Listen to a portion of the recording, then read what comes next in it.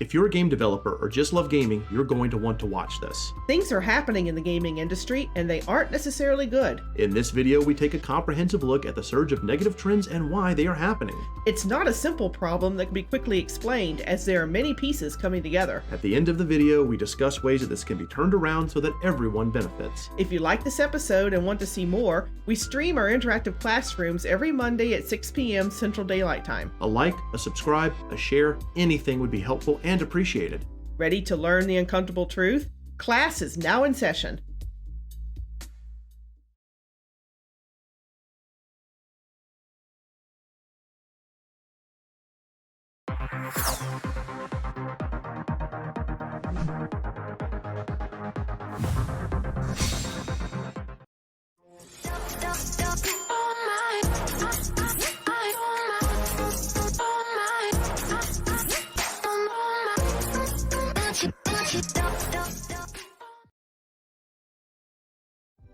Hello everyone, I'm Steele. And I'm Teal. And we're with Studio Blue. Welcome to our creator classroom, where we do hands-on interactive teaching. That's right. Now, tonight's going to be a big one, and Teal's going to be running most of it. I'm in the director's seat, making sure nothing breaks, or breaking it, as the case may be. He has all the buttons. All of them. All right, what are we talking about tonight, Teal? Tonight's topic is current issues in the gaming industry. Before I begin on this is an interactive discussion, and I want to keep it as a discussion with logical points and counterpoints.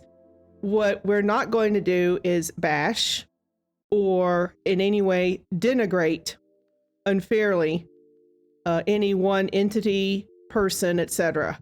Right. This is not that kind of stream. Right. We wanted to take a critical look, and this is what Studio Blue does. We're critical. We're critics. We're critics. We wanted to take a critical look at what's been going on in the gaming industry. I'm sure you all have been noticing that lately. A lot of things have been happening, and really in the past 3 or 4 years, some major stuff has gone on. So first off, hello Gallus, hello Graceless, hello Tron, hello Zephyr. Thank you so much for the raid. We love you so much, everyone. So with this being an interactive discussion, Teal's going to be the talking points. I'm going to be monitoring chat. Feel free to toss out anything, even if it's disagreeing with us. We're having a very frank, honest discussion as to what's going on in the gaming industry and why we got that way and if anything can be done about it. And just a quick thing here. The reason I chose this topic and superseded our normal topic for tonight is because from so many sources in the last couple of weeks, print media, online media, streams, videos, these issues are coming up more and more and more. And this is something that I feel we should really talk about and take a hard look at. Since the majority of our audience are game developers, budding game developers, as well as gamers in general, actually that's pretty much all of our audience. All of us, yes. We feel this is a really important topic. It's starting to affect everyone, not just the people who play games, but the people who create games. Some of the negativity, let's just be frank, some of that negativity affects indie game developers and makes it very hard for them to do their job, while for others it creates an opportunity, not necessarily a fair one, but an opportunity nonetheless, yes. So, please, this is not going to be an extremely long stream in comparison to others, but we're going to go as long as it takes. And Teal, please. All right, let me begin. Next slide, please. You got it. All right, the biggest issue that comes up over and over again, and everybody always thinks of this whenever an issue comes up in the gaming industry, is shoddy products. Right. Just straight up. Right. We could probably spend an entire stream talking about games that advertise themselves as being the greatest thing in the world and ended up being not so much. Right. We're going to go ahead and we'll cite specific examples at certain points, but like Teal said, this is not a bashing time. Go for it. Right. So shoddy product, it can be anything from just poor graphics and sound to poor execution to simple or not so simple bugs. Mm-hmm. Okay. And, let's look in particular at what makes a shoddy product. Well, one of the first things that came to mind for me is just simple greed. Right. I say we wants the money. Well, it's true. If you put out a game simply because you need the money to do it, you want more money, that's a terrible reason to put out a game. Right. And a good example that comes to mind for greed would be Blizzard's Diablo Immortal. Yes. This is a game no one asked for, but they decided to put it out anyway. Right. I believe it even caused a controversy where the designers were on stage saying, "Don't you guys have phones?" I mean, something that the media, of course, tore apart. Sure they did. It was also accused of being a reskinned game. Yeah. That's a pretty hefty accusation. Yes. But the bottom line is Blizzard was greedy. They wanted money. So they just threw something out. Hey, buy this. Now, all businesses do want money. In fact, businesses can't survive without money. That's just the way it is. That's the nature of the beast. But there's a difference between having a bottom line where the company continues to survive and just straight up only caring about the bucks. So you give people things they don't ask for, or you give them something, but it ain't great. Right. I did want to address leak management, because that actually is part of shoddy product. That is part of a shoddy developmental department. Mm-hmm. Okay, if you're running your ship well, if you're running it tightly, as any business should, then you should not be having leaks. And if there is a leak, right, you should be able to catch it before it becomes something major. A good example would be, Naughty Dog's Last of Us. Yeah, part 2, right. Which, of course, we're not going to spoil, and we ask the chat, which you guys are being very quiet right now, so hopefully you're listening. Please don't spoil that. I mean, there are some people who have somehow managed to avoid those spoiler leaks, and other people who have decided not to buy the game because of the contents of the spoilers. They are graceless. They are very sad. There are people that legitimately spoil things on purpose. Remember book 6 of the Harry Potter series. Yes, the Harry Potter scandal. Yep. Infamous debacle where somehow that got leaked. The moment the book went out, people were all over, putting huge banners. Yeah. Snape kills Dumbledore. Right. Well, right, AOD, and you don't have to not care. Again, we're not going to actually address the spoiler, and we ask that chat does not address the spoiler itself, but it doesn't matter because some people don't want it. It would be like being spoiled for the ending of your favorite film and that ruining it for you. Some people aren't going to care. Others are. Yeah, spoilers are part of leak management. Right. Honestly, if you are truly running a tight ship, yeah, then you're not going to have leaks, and you should be able to see a potential problem before it becomes a problem. Yes. Okay.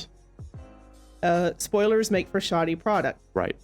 Okay, now, then you have what I call game bait. We actually came up with that term. I don't know if it's been used before, but it's what it is.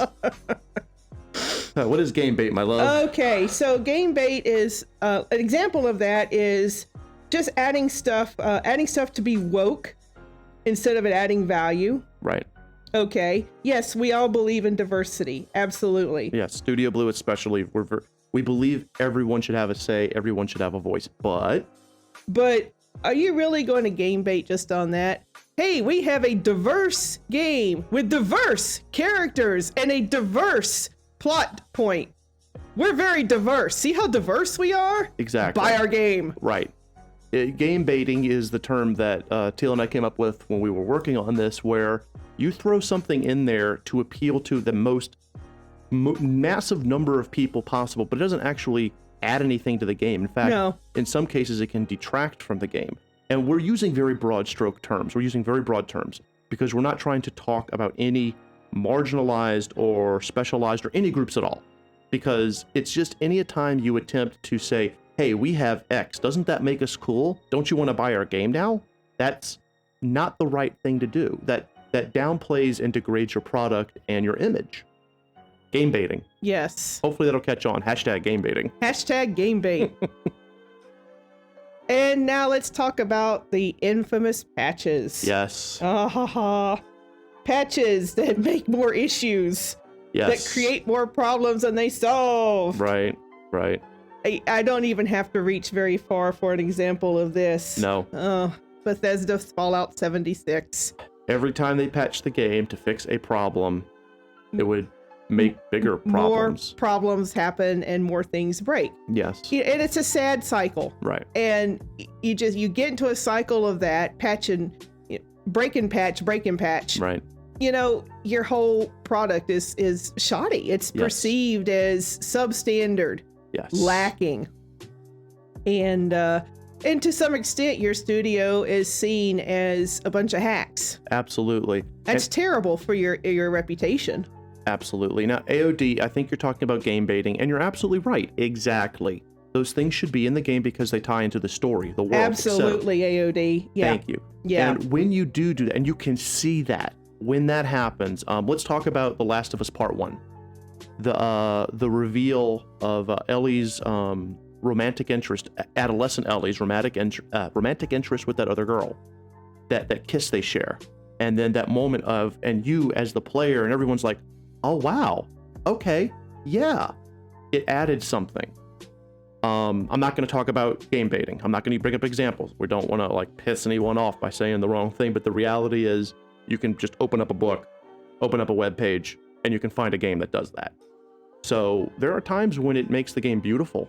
There are times when it makes the game not so much, and that's game baiting. Yeah. And then patches. Let's get on to patches. Yes. What are some? I'd like to ask our audience about. Oh God. More examples of patches. Yeah, chat. If you have an example of a game you've played or a situation where you feel that a patch has made something worse, Doom Eternal's sliding in that anti-cheat. Oh, the anti-cheat. Right. And remember, we're not turning this into a shit on the developer or the game thing. We're just simply providing examples. Yeah, that was not exactly great. That patch made it worse, and in a lot of cases scared people. Some people, I myself am personally frightened whenever a Ring Zero kernel anything is installed on my computer. Yeah. I have been hacked. I have been virused before, way back in the day. It's terrifying. So I'm not saying that it's negative, but why did that patch? A patch created a problem. So yeah, and by the way, chat guys, you guys don't have to say a thing, but if you want to throw out something, we'll comment on it as we've been absolutely, doing. Because I do want to emphasize this is an interactive discussion. Yes. And I'd like to discuss all the points on the slide and more before I move on. Yes, and seriously, yeah. Right. Welcome to the stream, Hop Zombie. Lots of love, brother. And yeah, more money, more problems. Yeah. As Teal said at the beginning, if you're creating a game just for money, you're doing it wrong. It's that way with novels, films, pretty much anything. If you're pretty much anything that's a creative endeavor. If there's no art in it, no passion, if it's just the money, no, you do it wrong. All right, what's that last point? Okay, so the last one is, I call it solutions for sale. Oh, yeah. And basically what that is your game, your product causes problems. It causes a problem, and then, hey, you're going to sell the solution. Yeah. So you get into a cycle, causing a problem, then sell the solution back to the consumer. Yeah, like wow, really? Not to again crap on Bethesda, but having a very limited inventory in Fallout 76, and then selling inventory space or storage. You're not selling you're creating the problem and then selling the solution. And there's so many games that do that. Wouldn't you say so, Teal? Absolutely. The only online game I ever played was Elder Scrolls Online. Right. And if you recall, there's a bank, and there's an inventory. Mm-hmm. You have a inventory, a bank that can hold X number of items. Right. Well, if you pay real world money, then you can buy the tokens that allow you to exchange it somewhere, and you can get bigger bank space for more little inventory thingies. Yeah. You know, that's creating a problem and then selling the solution. Right. Has this happened to any of you guys in other games that you've played? Yeah, please let us know if you've played a game and what you would say would be the. Can I talk a little bit about ESO? Because sure, that was you can talk about actually, ESO. That was a huge thing for us. Teal and I have only played one MMORPG in our life. We chose the Elder Scrolls Online because we're such a huge fan of it. And I'm not ashamed to say this. We have spent hundreds of dollars over the 3 years that we played it. Right. On the ESO Plus membership and buying crowns. They pulled us in pretty hard. They did. All to buy solutions that they baked into the game. So yeah, okay, I strongly hate pay to win because it often makes normal play impossible. Because of X contrived limitation. Yeah. Absolutely. And we're gonna trust me guys, when we get to micro, we're gonna have a big conversation about microtransactions. But you're right. Pay to win, I think, is the most disgusting thing. Teal, yeah. Do you have any thoughts on pay to win? Well, that's going to be in another slide. So I don't want to get too far into pay to win right now, but okay. I am going to bring that up in a later slide. Okay. Absolutely. So AOD and Human, welcome to the stream. Welcome to the stream, Human. Yeah, we will get to that in a slide soon, but solutions for sale are really an egregious thing that, if I may talk about it a little bit more, Teal? Well, you may, Okay. because I've had some bad experiences personally with that, and it sucks, and I lost money. Yes. And it just, wow. It Yes. makes me feel like I didn't get any value out of it.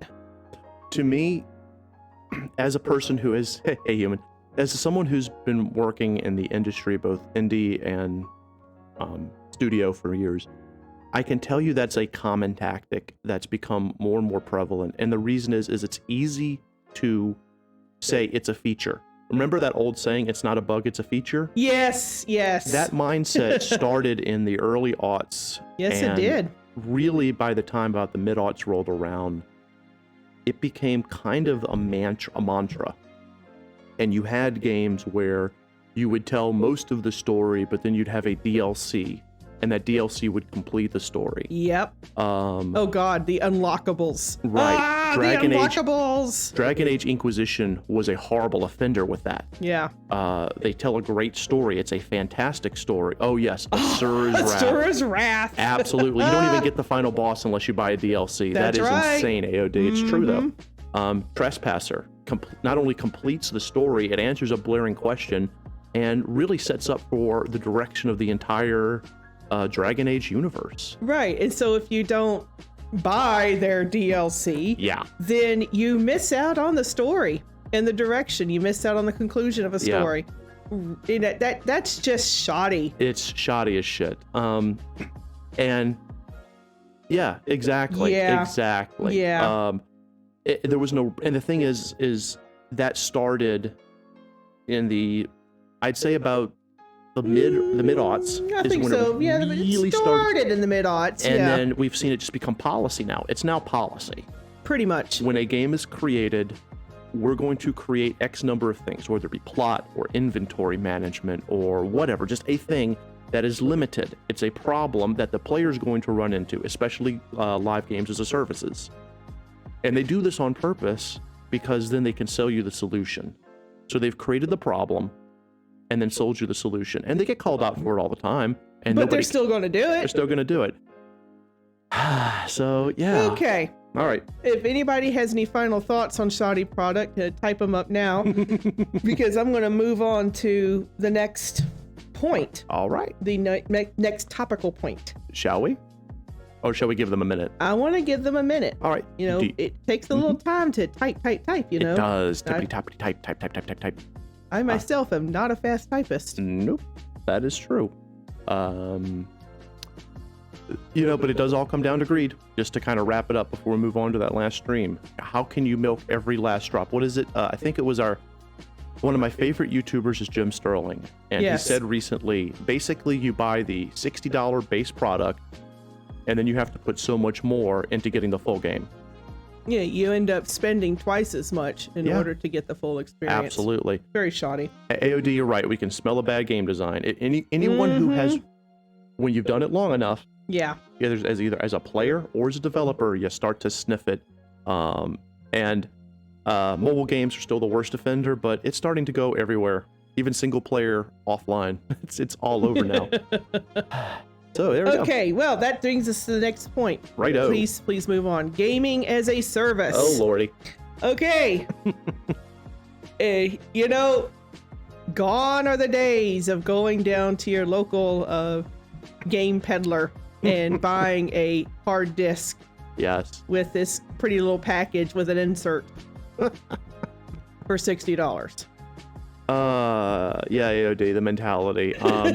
Now, obviously what Teal's talking about is content distribution, digital content distribution. I can't even talk anymore. That's Steam. okay. Steam is wonderful, but unfortunately that came the rise of so many problems, because now you don't have that disc anymore to fall back on. No, you do not. You don't actually own the game. You're paying them to access their content, right, and play through their story. Yes. And accede to all of their requirements, demands, etc., etc. And at the end of the day, what have you got? I paid for the privilege of playing your game. Right. Now, I will say this before Teal hits her points. There's some positives to games as a service. You can always, when it's done properly. When it's done properly, absolutely. I'll bring it up, and I apologize if I'm infringing on what you're about to say. Final Fantasy XIV: A Realm Reborn does it right. Now, no one's perfect. Obviously, Square Enix, like any other company, is going to try to milk because they need to survive. But sure, they come up with good content. So their game as a service is, you log on, you play their game, you build up your character, you go through their story, the base game, which is A Realm Reborn, Heavensward, Shadowbringers. I'm not that's a 14 player, but like 90% of the people who live in this city that we're friends with are. They are. They're always streaming on their Discord server. I say as a side tangent.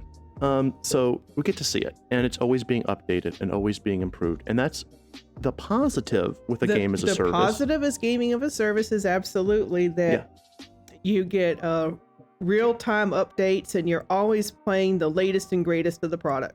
Yeah. I get that. That's a good thing. When it's done right, it's amazing. AOD says, what I think is a very bad thing about this industry is that as an art form, there's no way to preserve these games. There's no museums to protect them from the march of entropy. Yeah. You're right. And there actually is a creator classroom we'll be doing in the future where we talk specifically about the aging of games as an art form. Yeah. So yeah, you hit the nail on the head. There's no Nintendo museum. There's no Super Metroid was amazing museum. Stuff like that. We need that. We need that right there. Well, yeah. Because the culture and the history is going to get lost, and all people are going to remember is this. And we have a really dark note we'll hit at the end about where it could possibly go. But please go ahead, Teal. Start hitting your points. Okay, so gaming as a service brings up several pretty modern issues. In order to deliver the service, you have to have off-site data centers and server farms. Right. And as the streaming services for games grow and just get more and more prolific, delivering more and more content, you need more data centers. You need bigger data centers. You need more of these server farms. So you build all that, and what's going to happen? Well, your data centers consume a lot of energy, first off. Yes. The ever-increasing demand for a flawless AAA game experience delivered to you remotely does drive the expansion of these data centers. Right. I ask, where is that energy coming from? Okay. Right. We're already having a problem getting energy delivered everywhere. Is it going to come from fossil fuels? Is it going to come from clean energy? Where's your power coming from? you're driving up power and increasing the drain on the grid. Who's going to pay for it? Uh-huh. And Also, are you contributing to overall pollution? Right. You know, fossil fuels have byproducts. No one, every last person on chat, including Teal and I, we use Google all the time. Oh, It's yeah. in fact, this is going to go on a VOD on one of Google's services, YouTube, at a certain point. Google, every time they need to expand, adds another server, adds another farm, Yes, they adds do. another center. Mm-hmm. All that's going to consume power. Now, we're not trying to go green, you must go green or everybody explodes. We do have our feelings on renewable energy, but the fact of the matter is this. It drains power. It takes power to run these things, and it creates a footprint. Yeah. And the footprint grows. And it takes power from somewhere else. You're Right. robbing Peter to pay Paul. Right. Because it doesn't, you have just a certain amount of resource. Yes. And who gets the biggest part of the pie? The companies. Yeah, you got to think about that. And again, we're not trying to be anti-capitalist here. Absolutely not, but you have to think about these issues. Right. These are things people don't think about because they think, okay, who here, and I say raise your hand and I'm on a freaking digital platform, but raise your hand if you've ever suffered a rolling brownout. Rolling brownouts very rarely are the result of anything else other than them turning the power off on your area for a few minutes to give the power to some other part of the grid. Right. Now, sometimes those parts of the grid are essential services like your hospitals, etc. But sometimes it's for companies. Uh-huh. So, as Teal said, you're robbing Peter to pay Paul. We're not expanding our infrastructure. We're just Redistributing what's already there. So, yeah. Right. As this pandemic has shown, how sustainable is that, right? I do want to comment real quickly on chat. AOD says, as a service, it gets so much worse because when servers are shut down, they're gone. Absolutely. And you're right about that. Yeah, let's, if the Realm Reborn servers suddenly went nuclear and they were gone, and that was it. The only thing people would have to remember those amazing games and stories would be the YouTube videos and Twitch videos that people saved. Yeah. That's it. That's it. Tron, we do need Tron, what we need to do is we need a Dyson sphere around this sun right here. Yes, we and do. need to channel that sucker over to us. But yeah, solar energy, easy solar energy. Squirrels are the bane of the grid. Yes, they are. You're right. Mm-hmm. Little animals hitting transformers are like the worst thing in the world.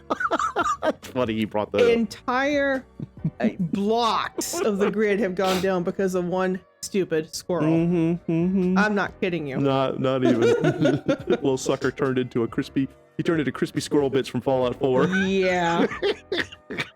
Okay. But Please. the structure is there. Oh! Thank you, AOD. We needed that. All right, so you were talking about the energy consumption of data centers. Where's that energy coming from? Yes. And now let's look at how efficient is that consumption. You got to look at power consumption efficiency. Mm-hmm. Now, these data centers, I learned something when doing this research. I learned about the PUE rating. Oh, wow. PUE rating is the power usage effectiveness rating. Okay. That is given to all facilities that consume power. Huh. It's found by measuring a facility's total power that's delivered divided by the power used by its IT equipment. So under this rating, the platonic ideal of a PUE is 1.0. Okay. Power input equals power output. Makes sense. Okay. Very rarely do you find a facility that is near 1.0. Oh, no. So are you telling us? The one example, the one thing that I was able to find is that Google has 1.11.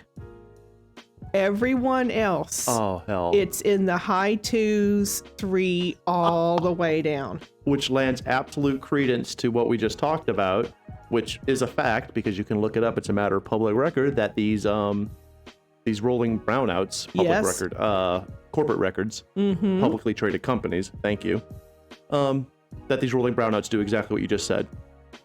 And that is here to stay. Jeez, I'm Pete. Because with gaming as a service, that's not the only thing Right. that is taxing our energy infrastructure. Of course. But it is a growing thing. And with the limit in the resource, you're going to have power companies doing things such as rolling brownouts in order to reduce load on the grids. Because the companies are, and again, we're not trying to be anti-capitalist, but they're yes, they can't help it. They're taking more than they can give. So obviously the answer would be, the long-term answer is increase your infrastructure, but obviously that's not going to happen anytime soon. And human Dyson spheres are the bomb type 2 civilizations for the win. Absolutely. Okay, please. And again, AOD, you're absolutely right. Our electrical grid, our infrastructure is very old. Yes. This has been cited again and again in all kinds of different places on the internet. Just, right. Our infrastructure in this country is old. Right, and it's not just the United States. Obviously. No, but still, I'm just focusing here. Right. Because it's easiest to get data from here. It is. Than it is from here on other countries. Right, and there are some countries that do it a hell of a lot better. You can also say the same thing about the internet structure. All infrastructure, right. The information infrastructure as well. Right. And the reason, by the way, in case you're wondering, what's this got to do with, this is all connected. It's not just one thing. You know, people like to say it's just greed, right? Well, no, there's other things to take into account. No. When you have this much demand, when your gaming industry is going to gaming as a service, that's here to stay, folks. Yes. That's where it's going. That's where it is. This is our new normal. And it's going to create this extra demand. Yep. But here's the thing. Okay, so games as a service require now more power, more infrastructure, more everything. Well, people aren't going to create that power grid and give them the extra power because they love them. No. They're going to get charged for it. Of course. So the game companies are now going to pay more to maintain a game as a service if they want to maintain it properly, not a crap game. Right. Who's going to pay for that? They're not going to pay for it out of altruism. No. It's going to be the end user. It's going to be you, the player. So it kind of goes back to that greed thing where if they're doing it wrong, they're creating this game as a service and then they're milking the user base as much as possible simply because at this point they go broke. They've backed themselves into a corner where they're either, and this is assuming some level of altruism and wanting to be good game developers, hey, we'll do the best we can, but it's going to cost a shit ton of money. Right. Or, hey, we did this for the monies, now we have to really milk them because, we got in over our head. I think Anthem's a great example of a game that went in over its head. Yes, it did. And doubling down with the Kardashev, I can't pronounce it. Yes, human, absolutely. Okay, let's continue. All right, so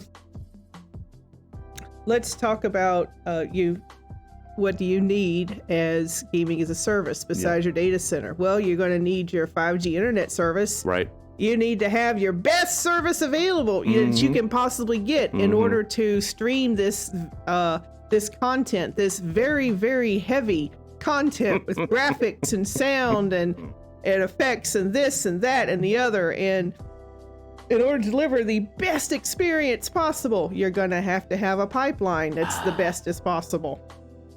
Pipelines, not just work pipelines. That's its own thing. Delivery pipelines. And as the games get bigger and better, you're going to need the pipeline to accommodate that. That's right. And along with that, hand in hand with that, you're going to need a gaming PC or your latest gen of console. Right. In order to fully experience this new game. Yes, it's not going to work on your 386. Your Packard Bell 386. Thank you, Theo. Right, and you get an energy bill, Everyone gets an energy bill. Exactly. AOD, you pretty much have nailed it. It's trickle down shit. Yes, it is. Yes. And so God. There you are. Yeah. You have to have the latest and greatest in order to play these games and get the full experience. Right. Okay. Because as we learned from the disaster that was it Stadia? Stadia, we're not at the point yet where you can stream everything, especially not in 4K. It's just not there yet. Will we have the infrastructure one day? Yes. Well, we have to because it's being pushed in that direction. But will it work right now? No. And that's kind of an issue, you know, so you have to have your hardware updates. So all the players have to have hardware. Everyone has to have a good internet connection, whether it be that 5G or fiber or whatever. And then you have this upgraded energy bill that gets passed on to the consumer. So literally, we're paying for a company's ability to give us a game. To give us what we want. Hopefully. So, what we want. Yeah, we're paying for a company to give us this totally immersive experience. I must have it. So the next time you're playing Final Fantasy XIV, remember, you're paying for Square Enix's ability to put that game on your system as well as delivered in the content. And that's fine if you enjoy it, but what if the game is shit? What if it breaks? What if it's constantly being patched and creating a bigger problem? So you see, it's all connected. So let me get into some of the problems with these requirements to have a totally immersive gaming experience as a service. I think AOD's an MXR fan too. I love it.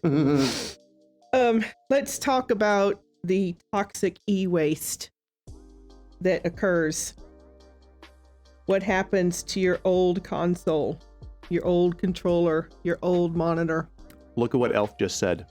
Elf. It's like Elf is precognitive. Yes, Elf. Exactly. You've got it. Yes. Yes. What happens to all that hardware that can no longer handle the game? Yeah. What do you do with it? Yeah. Well, toxic e-waste is a growing problem. Yes. And it doesn't have any solutions right now. No. You can't use landfills with e-waste like you can with so many other things. No, you can't. Because when that silicon and other stuff breaks down, it becomes... It's poison. It's absolute poison. Right. Highly, highly toxic. Now, granted, there are some people that want to collect those consoles, but not everyone does. We actually have several PS3s and a PS2, which are just kind of sitting there like almost in a museum in one of our rooms. And a friend of ours actually purchased the original 60 gigabit run, the PS3 that was hardware backwards compatible. I think that was the 60. It was the 60. Yeah. And it's now part of, and this guy's an actual collector, so it's now part of enshrined in his gaming museum. But not everyone that's does. just one console out of the tens of thousands that were created. So yep. Yeah. Now let's talk about. I want to switch the conversation a little bit away from, economies and, pollution, etc. I want to talk about economic inequality. Yes. Oh, and AOD says make an indie game about sentient video game consoles. Yes. Coming back from the landfills. This needs to happen. Oh, that would be so funny. Night of the living third gens. Okay, please talk about it. Okay, let me go back. Let me make this is a very, very important point. Yes. And no joke steal. Okay. But I'm talking about economic inequality. We call it the digital divide, the haves and have-nots. Right. Okay. The reality is that internet service is not available in all areas. Nope. It's not. The reality is cable-based service is still more reliable than satellite-based internet. Here it is in 2020, and I've seen satellite. You still get those funny little squares whenever something, happens outside the weather or whatever. Right. That's unacceptable for streaming a game. You can't do that. Nope. And not every place. I'm looking at mountains. Right.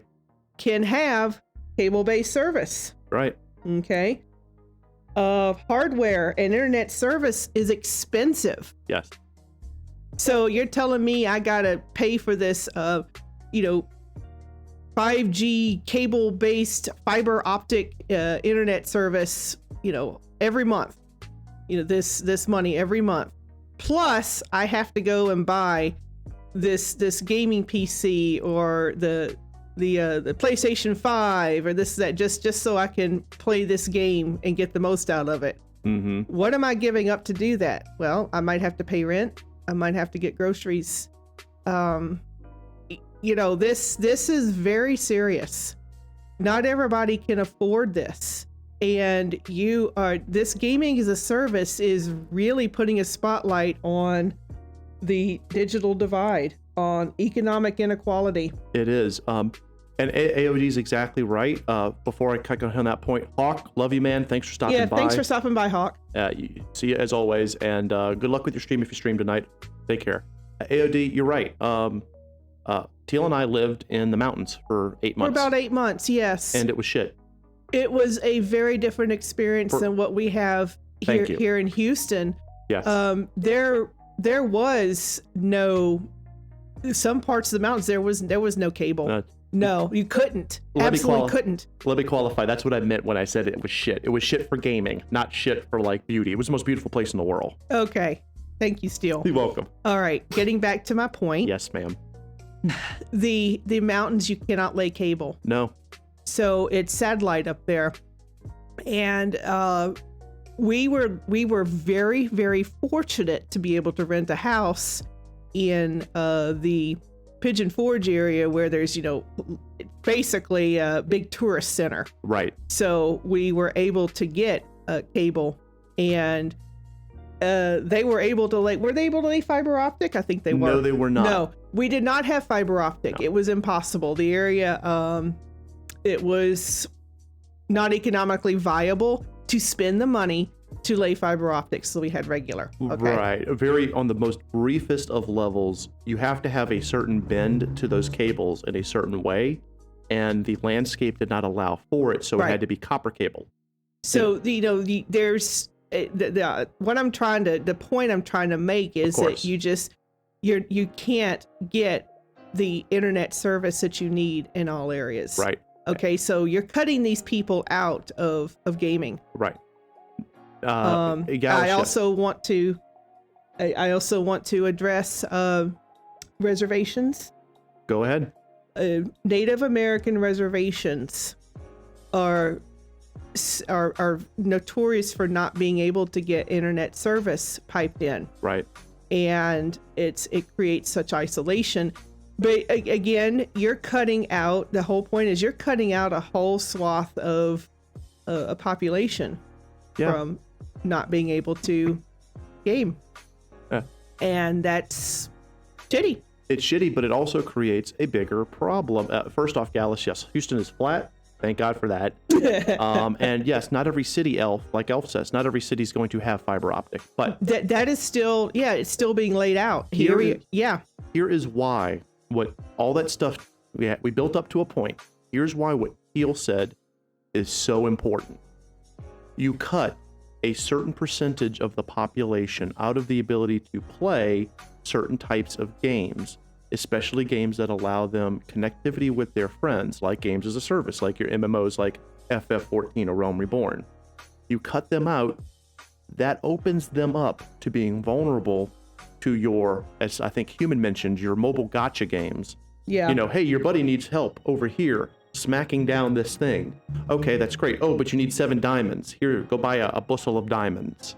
So by having a limitation as to what you can and cannot play, and you want to play with your friends, we're social beings. Humans are social. Even us introverts, believe it or not, humans are social. You now open up the door for other things in this digital age to take advantage of them. Yes. So it's a vicious cycle of finding ways where people can get harmed because they can't get what they are now being told they're supposed to have. Right. We as a society, we used to, back in the 80s and 90s, gamers were laughed at. We were the geeks and the nerds. Now we're the majority. We're the cool club. Everybody plays video games. My grandmother, before she passed away, was playing Candy Crush, or not Candy Crush, Bejeweled. Yeah, Bejeweled. She was playing Bejeweled. She was playing Bejeweled. My grandmother, who was alive during World War II, I can't stress that enough, was playing Bejeweled and loving it. This is the world we live in now. Video games are as much a medium of entertainment as books, movies, and music. So, okay, now that inequality, digital gap that Gil was talking about, exploitation now can occur much easier. Yep. And let's also bring up the social cost. Human.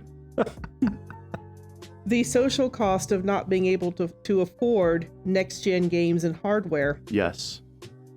You suffer peer isolation. Yes. Like, you're the only person not doing it. Mm-hmm. How can you connect with your friends Mm-hmm. if all your friends are playing Minecraft and you're not, because you don't have what the stuff Right. it takes to required to play Minecraft or Animal Crossing or whatever the flavor is Right. today. That's very real. Yeah. You start experiencing that isolation from your peers. Worse yet, and this is now coming up, especially in middle school, Mm-hmm. bullying. Yes. Oh, you don't have this. I think there was a news story. You don't have this version of Minecraft. You're just an idiot. Right. And we're going to beat you up because you're stupid. Because you're stupid. This is actually happening across our country. Is children are getting bullied for not having the latest updates to these games. Yeah. And let's go and take it a step further away from just children, which is terrible as it is. Bullying is the worst thing in the world. In our social circles, and Teal, we actually know this. Elf, you're right. It was Fortnite skins. Thank you. Absolutely right. Thank you for the Thank you. correction. Okay. Yes, it was Fortnite skins. So in adult social circles, and Teal and I experienced this firsthand, people are being excluded from events because they're not playing certain games. Teal and I lost contact with a group of, we were actually really good friends with these people because we weren't playing Pokemon Go. Not that they looked down on us, No. but they kept doing Pokemon Go events, Pokemon Go events, Pokemon Go events. And after a while, that was it. It's like, well, I guess we're not hanging out anymore. Okay. Yeah. There was no point. They stopped. We just drifted apart and they stopped talking because there was nothing to talk about. Yeah. We weren't playing this game. Yeah. We had no idea what they were talking about when they would bring stuff up. So, yeah. I actually was hanging out with one of them once at a ramen shop, and we were having a really good conversation about whatever. I don't remember what it was. Just we was one of those people you could just chat with, okay? He took out his phone and said, "Hey, could you hold on a second? This is a great talk, but just hold on 1 second." And he started doing that thing with the ball. And that's kind of in the back of my head. I'm going, holy shit, dude, you could have waited 20 minutes. Yeah. So it's just, you don't think, you think it's just children. That's the whole point, is you think it's just children suffering these social stigmas. It's not, it's all of us. Okay, so Gallus and AOD have followed up. They have something good to say here. Gallus, the game industry has a history of saying this is the future, it's here to stay, and it disappears as a fad. Right. So his question is, why is games as a service going to stick around and won't go the way of interactive movies of the 90s or the constant VR fads? Right. Well, we're not going to get into the argument that VR is here to stay. That's a different topic for a different conversation. Let's talk specifically about your question. Why are games as a service? They are easily monetizable. They rely on social interaction. They rely on internet connection, which is what you have. The reason that games as a service aren't going to go anywhere anytime soon, if ever, is because it's the easiest thing to put out and then monetize over and over again. They are more profitable than stamping out a physical disc and mailing that disc out, shipping it out. That you purchase once, and then that's it. Yes, they can achieve incredible economies of scale. Let's talk about ESO. I'm not going to use the real numbers because obviously it's only our business. We spent together about $120 on our versions of Skyrim that we currently have on our PCs. Okay, so between Teal and I, this household has spent $120 on the Elder Scrolls V Skyrim. By more than a magnitude of 4, closer to higher, we have spent that on ESO. Hey, Boo Boo Hotep. Hey, Thank you for welcome joining us. So it is insanely more profitable to have a game as a service. So Gallus, that's why it's here to stay, because the money potential is insane. Now, what's AOD's point, Teal? AOD says that games as a service could stay, but he warns that the AAA industry, if it's not careful, might cause a bubble to implode and bring about a repeat of the Atari crash. Absolutely. And yes, that's a danger. That's a danger. If the financial drain let's start over again. If the financial drain of anything exceeds what the general public can provide, then it implodes. That's just straight up economics. Yeah. So if over the next decade, games as a service requires a higher magnitude of money than what can be put into it, then it won't be self-sustained. If it works, then it will stay. Hopefully I put that right, Teal. I'm not really an economist. Well, yeah, that's a good way to put it. Just in simpler terms, the old model of physical assets being shipped out, marketed, etc., is too expensive nowadays. Right. It is less expensive to simply stream your game. Right. It's more profitable to stream a game and have real-time updates. Right. To deliver real-time updates. Recurring income. Welcome to the stream, Sugar Zuzu. Good to see you. We can keep this going. Surprise mechanics will pay for all of it. Boba Hotep, man, when you catch the VOD on this, we go off on that nonsense of creating the problem and then selling the solution. Yeah, that is some BS.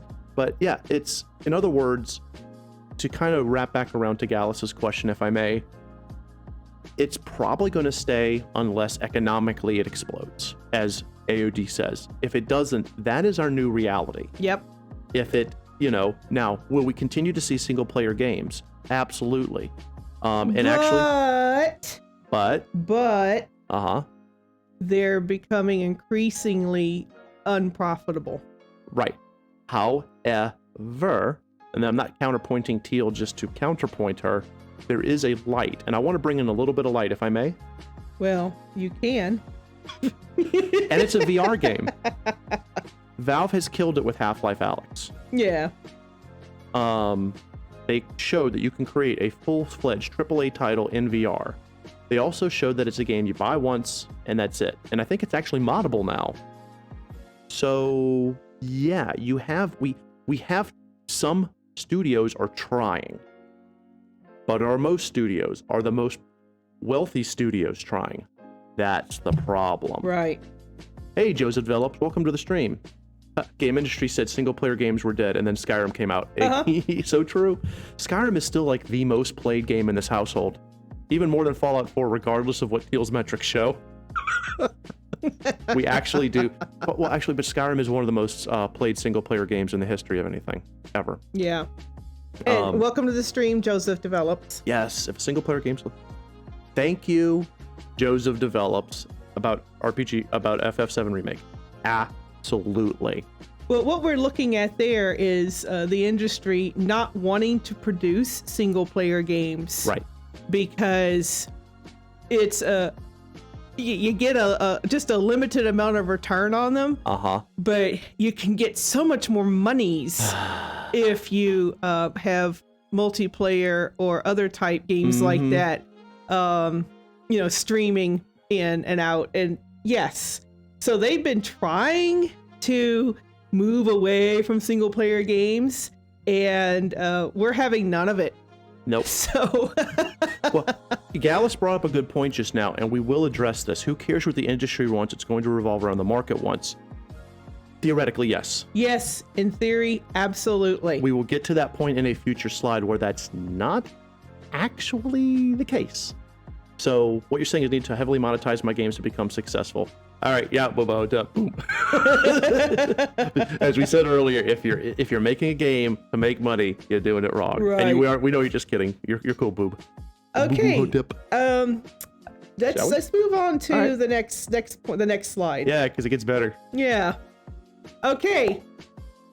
You got a big problem with labor versus management right now. Yeah. Oh, we love you, AOD. It's fine. Hold on. Let's catch up on. Okay, hold on. Human says perverse incentives can lead to outcomes no one wants. Yes. Oh, Yes. human, you know your shit. Absolutely. Yeah. Mm-hmm. Absolutely. And Crisis of the Commons. Yes. Yes. Joseph says you need to make something people want to play, and that's how you make money. Yeah, in theory, absolutely. Move the slide back, please, since we're discussing that. Okay. Okay.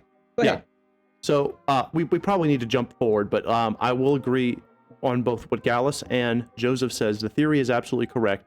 The market should drive the industry. You are absolutely correct. Yeah, it should. That is not the reality, but that is absolutely how it should be and how it is sometimes. So let's push forward to this issue because this is labor versus management. Oh, and Lordy. this is blown up like a thunderstorm on a summer day. Yes. Because we weren't talking about this, 5, 6, 7 years ago. Nope. And it is a huge deal today. The biggest thing that's hit the news is the toxic work culture at the big game studios, where it's always crunch time. Oh, yeah. This work culture takes its toll on its developers. Yep. You've got physical illness. People are sick. People are going to the hospital. They're physically ill. Yes. You have mental illnesses, PTSD. That's very real. Yes. Depression and anger management. It is all there Absolutely terrible. because you're being driven to the brink. You've got developer burnout. Oh yeah. If you're just always going, you're going to fall down. You're going to collapse. Yes. You're going to run out of juice. You are. You're going to legit die. And this is all driven by these unrealistic development cycles. Holy crap, why is it such a rush to market? Well, Bottom line. bottom line is the shareholders, the investors in a company, they want their money. They want their return to ROI. So that's shorten that dev cycle. Let's get that game out in the market and start raking in the money now. Yes. So we're going to beat our people. I mean, it's like that scene in an old movie with the Roman on the ships, and you look down on the ship's belly and you got the guys rowing and you get the dude with the drum, boom, boom, boom. I mean, that's what it's like. It is. And when we talked a little bit a few weeks ago about some of the stuff we'd done on our review video, we mentioned we've seen this firsthand. In fact, can I give an anecdote real quick, Teal? Go ahead and give your anecdote. Yes. Okay. So one of the things that I've mentioned that I've worked on is some of the level designs for. It was a remapping of certain things within America's Army. Which is an old video that was out, an old game made in the Unreal 2.5 engine.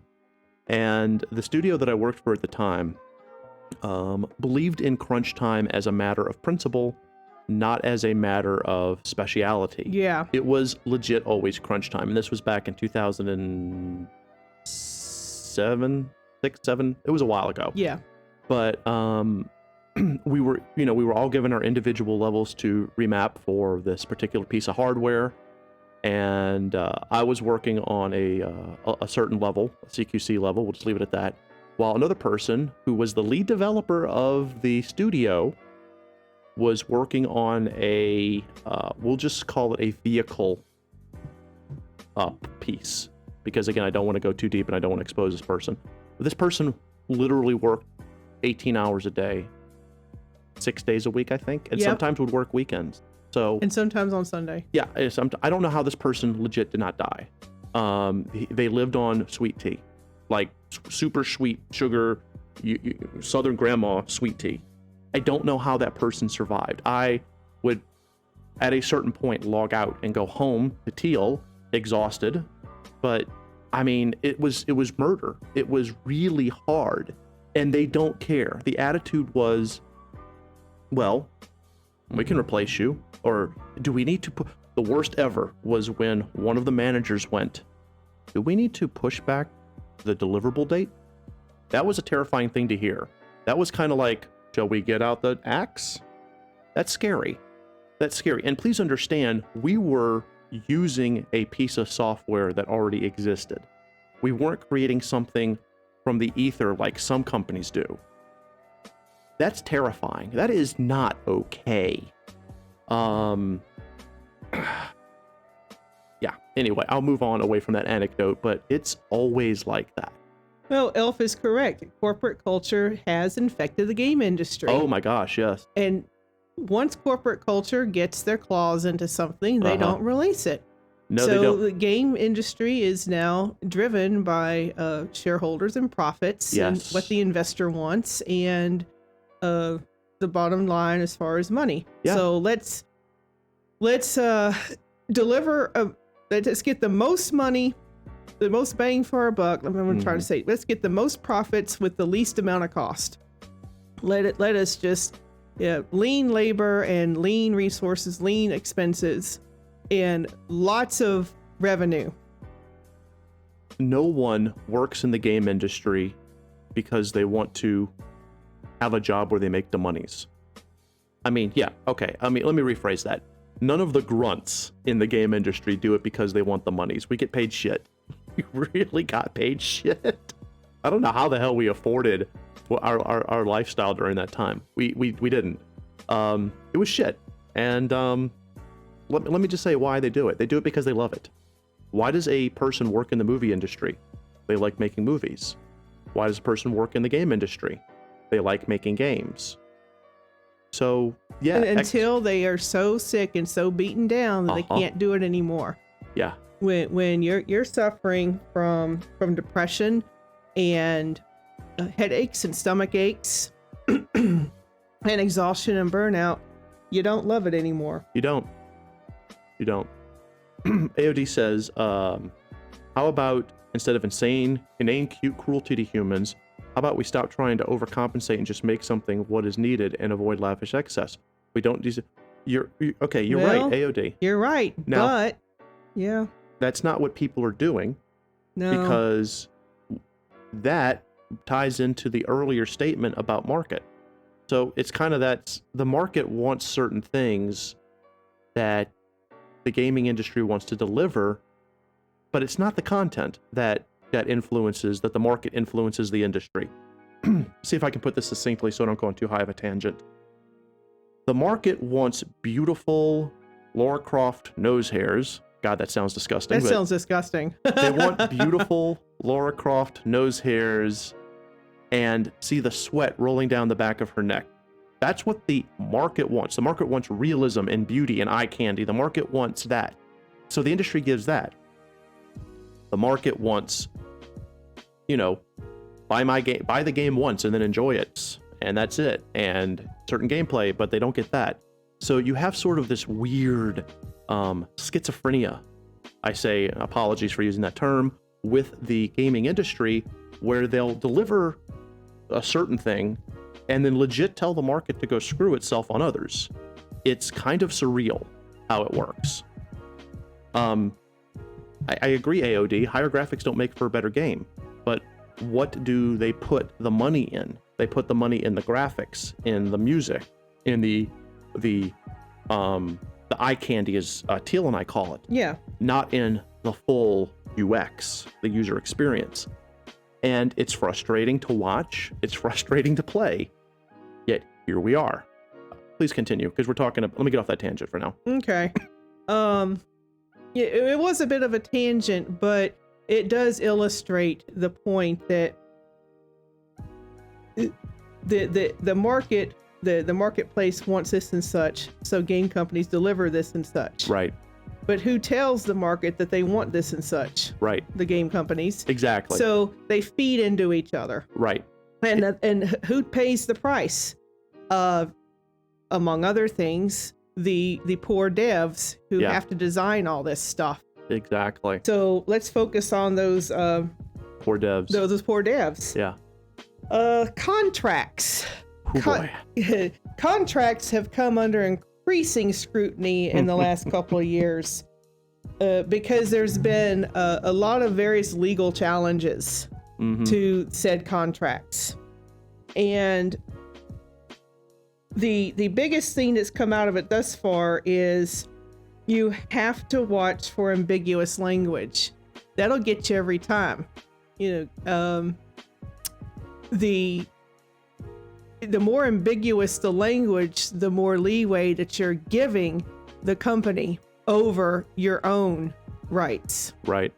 And so if you try to take that to court, then you're having to argue each of your points, and the judge has to decide what that language actually says or means. Right. It's a very expensive, time-consuming process. It is. And that's money and time better spent doing other stuff.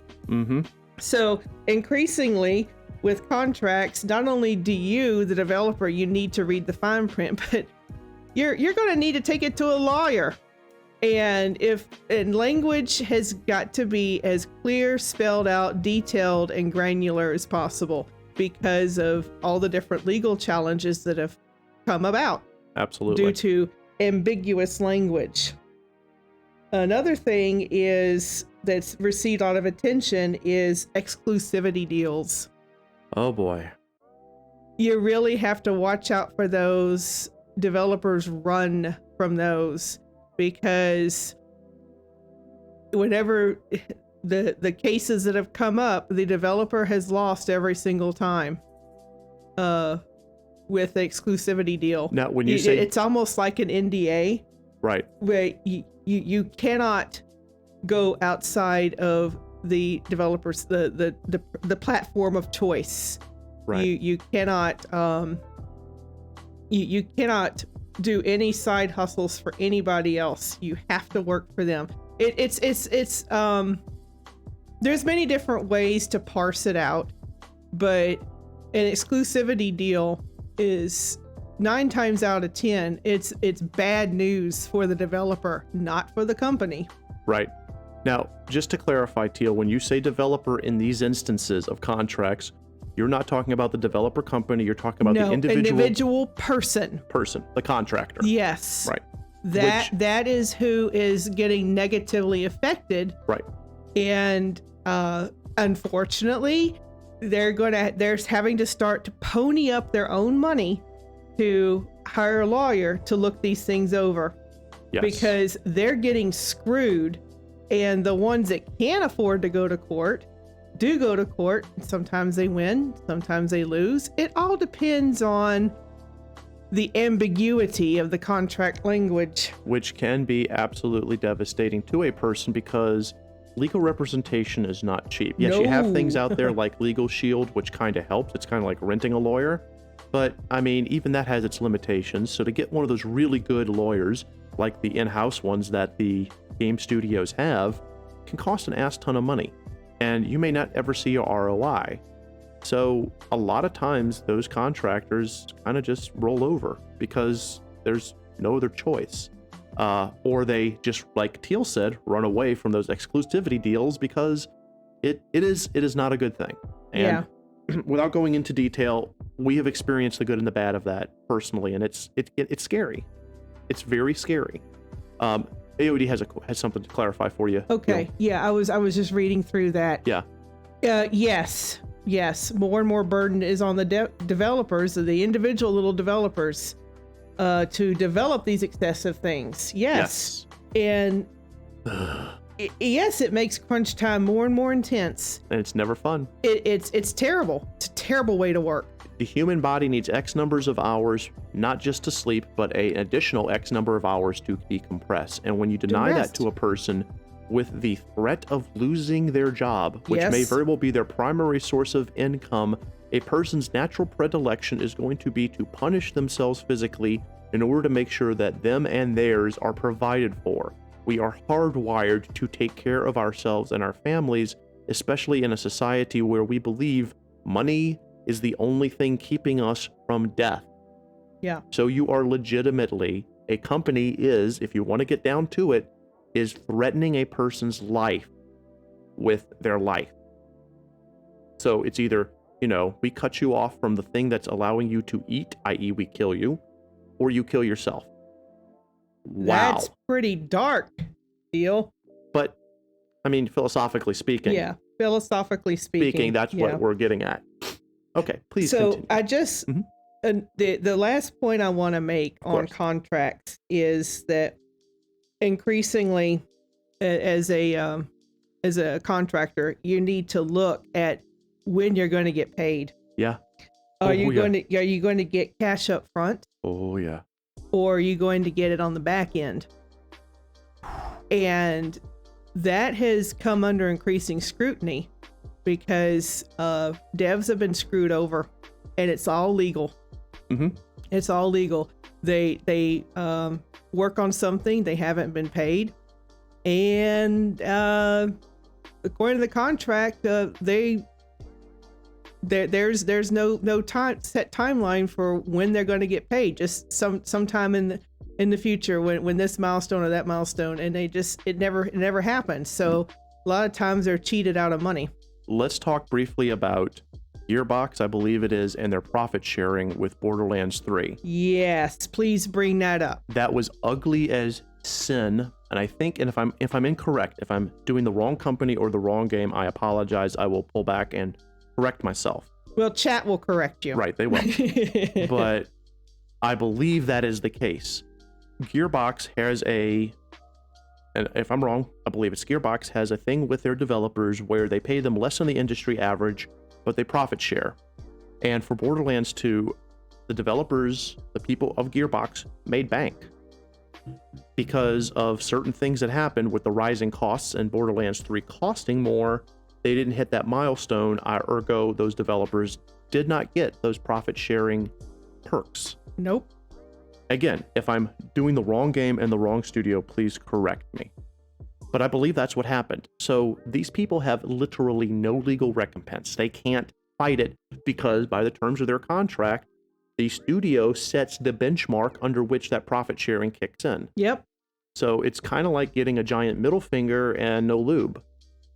They can't do anything about it. Nope. Legally, they are bound. They don't get the money. Right. Now, that can be, information can be leaked, and obviously it is because we've talked about it and it's been covered by other channels, and it's shitty, and we can, shame, but so what? And as we'll get to later on about the attitude towards the industry and the developers, you can only slap someone so many times before they no longer care if you slap them or not. And I don't think those companies really care if they fuck someone over, excuse my French, because what are you going to do? Yeah. It's legal. The law protects them. If it's not spelled out in the contract, using very granular detailed language, you're opening yourself up to harm. Yes. And that's now very sad, but that's how it is. Because you've got an increasing number of court cases. Contract law has exploded in the game industry because of all this. There are people who are specifically now digital media lawyers. Their job is to give legal advice to studios, indie devs, and contractors, and they're making quite a bit of money because it's needed. Studio Blue has an attorney. All of you should have an attorney if you're developing a game at all. If you're hiring a single resource outside of yourself, if you're hiring yourself out as a resource, get legal representation. Always have it. You have to. Otherwise, as Teal said, you're one bad contract away from a screw job.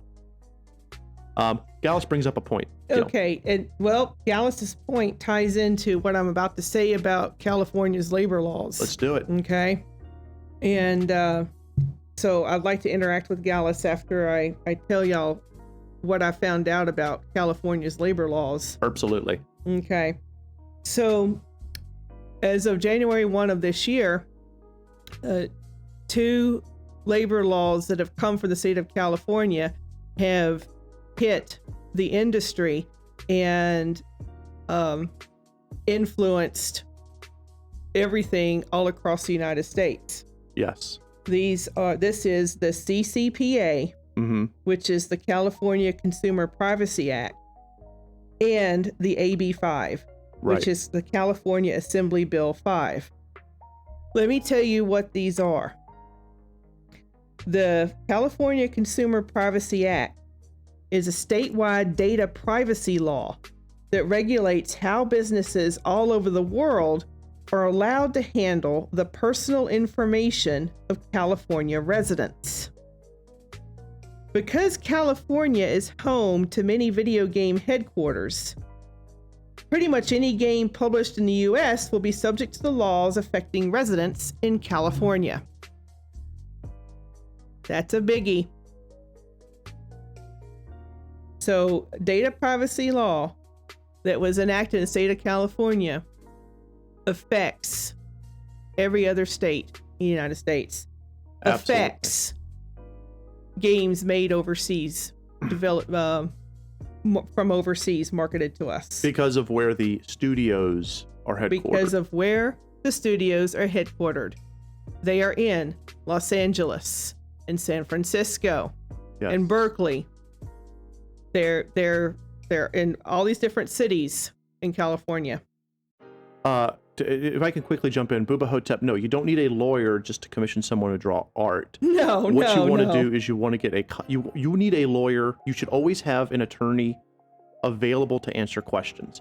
What you're going to want is a contract lawyer to help you get the right contracts to protect yourself. This is whether or not you are commissioning or being commissioned. Once you have that contract template, you can do whatever you want with it.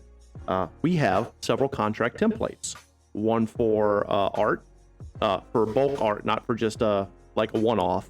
One for music, one for code. And if we hire a person to do like all the concept art for the Rosenharts, we will send them this contract, etc., etc., etc. And we urge the person, look over it with your lawyer, please, before you sign the dotted line and we start spending money. That's not the same as just tossing like $30 at someone to do a quick sketch for us. That's totally different. Don't think the two. And welcome to the Scream Elf games. Not really, just be sure that you can really use this person for commercial. Well, that's true too. Also, and that's an agreement, and that also can be specified in a contract. So it just depends. You don't need a lawyer for everything, but you need to have a lawyer in general if you're going to do anything commercial. If you're just creating Bob's Happy Game, okay, go ahead. So let's get back to the labor laws. Right. This is very important. Right. I just read to you what the CCPA is. It's it's data privacy law that is, by its very nature, is going to affect everything. Now let's talk about the AB5, which has got a lot of stir, not just in the gaming industry, but other industries as well. California Assembly Bill 5 extends employee classification status to gig workers. Companies must use a 3-pronged test to prove workers are independent contractors, not employees. Yep. AB5 is designed to regulate companies that hire gig workers in large numbers. Yep.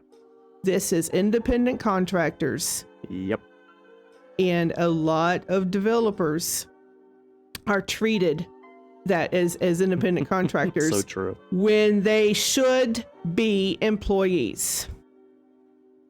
This is one of the reasons why Teal and I started working for ourselves, because it's so easy to get in a situation where you are a 1099 contractor being treated as, and I am not kidding, a W-2 employee. But you're not given the benefits At all. You're not given health, Nope. dental, 401k, time off, paid sick leave, taxes, none of that. And if you are a resident of the United States of America, you know, bar none, the IRS will bring the hammer of doom upon you. And let me tell you something about those taxes if you're an independent contractor. Not only are you responsible for your federal income tax, and you need to keep up with what bracket you're in, so you take out the percentage. You're also responsible for the full FICA tax. All of it. All of it. That's that gets 15.3%. Okay. Every time. It's not a shared. When you're an employee, you share half that cost with the employer. You pay half, the employer pays half. When you're an independent contractor, you pay all of it. So let's say that you're the money you're making, you end up in the 33% tax bracket. Okay, so 33% and then 15.3%. Yeah. Congratulations. Half your monthly income is going to the IRS. And that's terrifying. That's horrible, because if you're expecting to live off of, let's say, $2,000 a month, and you're pulling in $2,000 a month with your contracts, right? You're actually pulling in half of it usable. That's not okay. Ergo, people work more. They don't complain about those crunch times that we talked about earlier.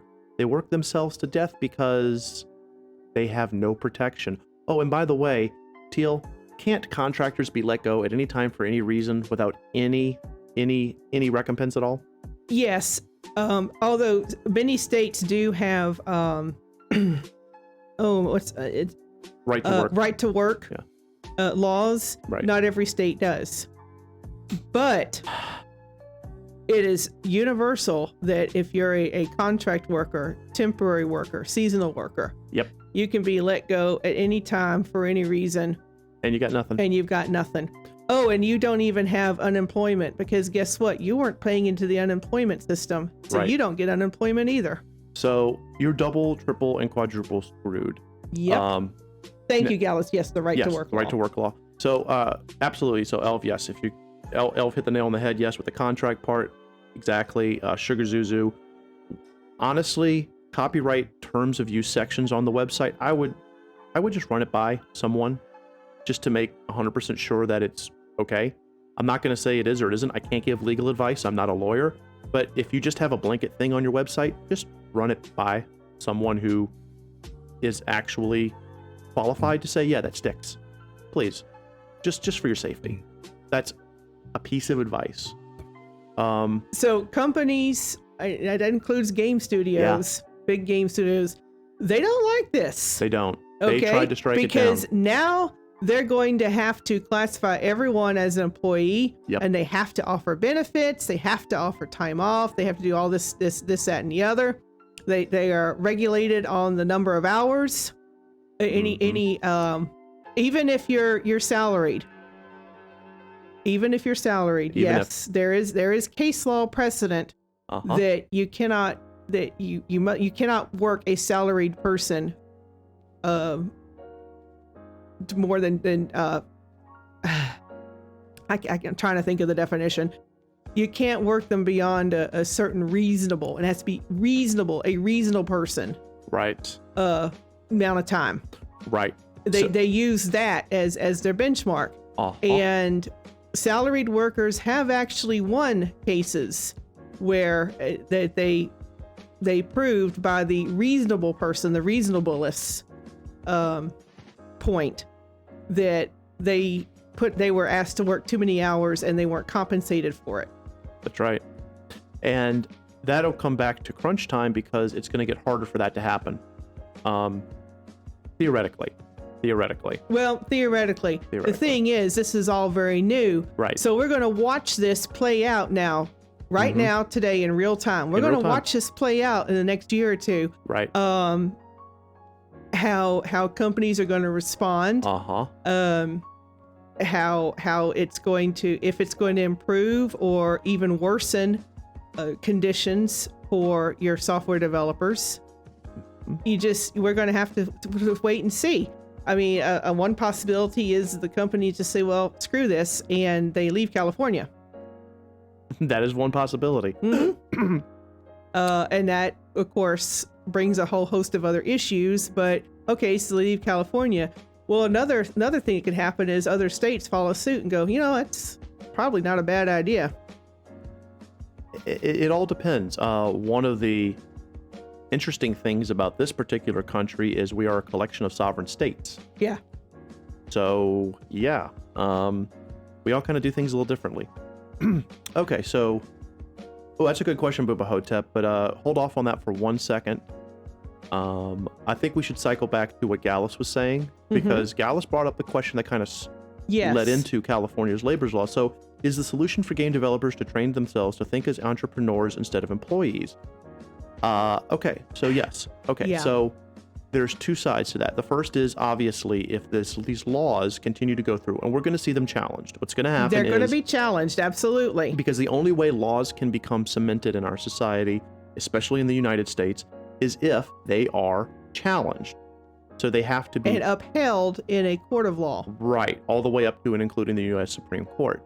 So what will happen is a studio is going to attempt to do something, and a person's going to say, no, you can't because of California's law. And the studio is going to say, oh, yes, we can. And the person's going to take them to court.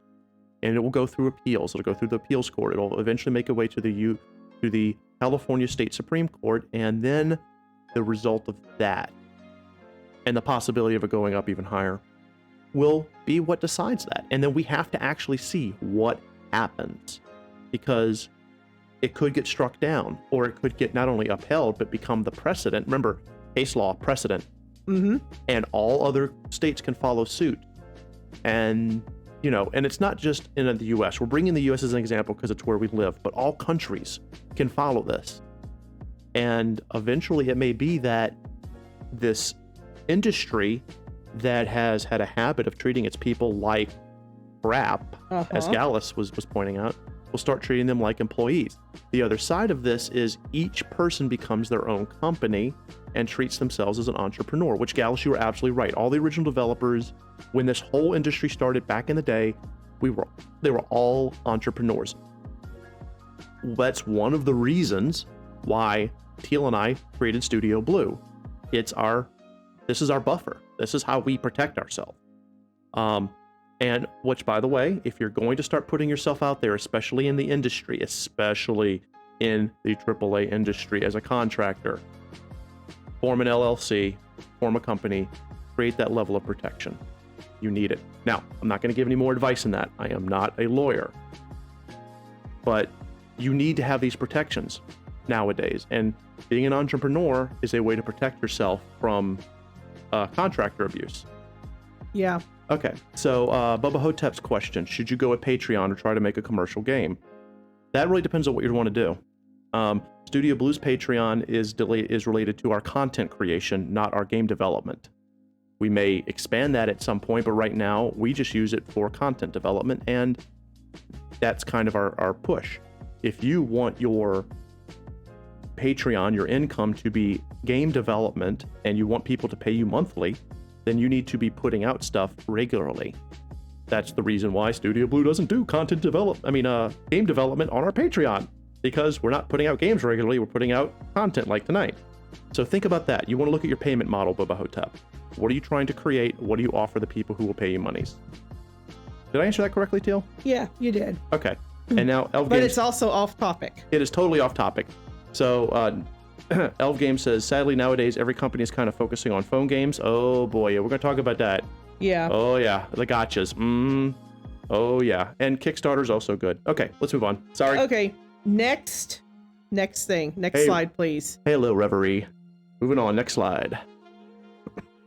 Oh, the fun part. This is what everybody is wanting to talk about. Hey Barry, welcome to the stream. Yeah. So all of you all have been literally leading up to this the whole stream. Go for it, honey. Okay, predatory practices. I just listed a few here, but I know you guys can come up with more. Okay. We've got microtransactions. We have free to play, but you got to pay to win. Yep. Loot boxes. Although loot boxes I think they're going away. There's so much of legal challenge going on with loot boxes and gambling. I don't think loot boxes are going to remain a predatory practice because the law has gotten on them.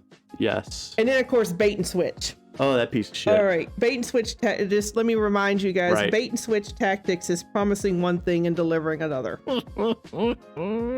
So, an example, and I know we can come up with all kinds of examples of these microtransactions. Let's talk about EA's Star Wars Battlefront 2. Woohoo! That was some egregious predatory microtransactions, right, Steele? Jesus. Okay, again, we are not going to shit on one developer or No, one we're game. going to shit on everybody equally. Yeah, but first off, Okay. welcome to the stream, everyone who just joined.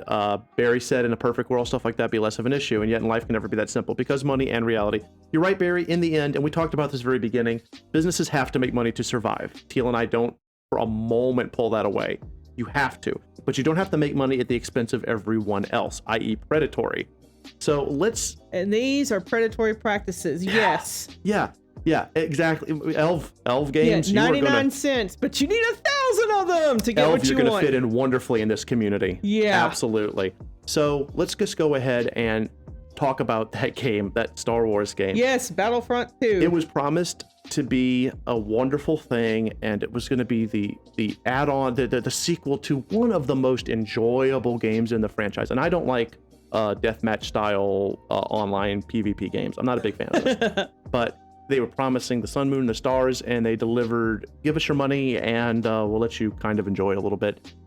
You can watch a million videos, which is not an anti-Battlefront Star Wars Battlefront 2 video.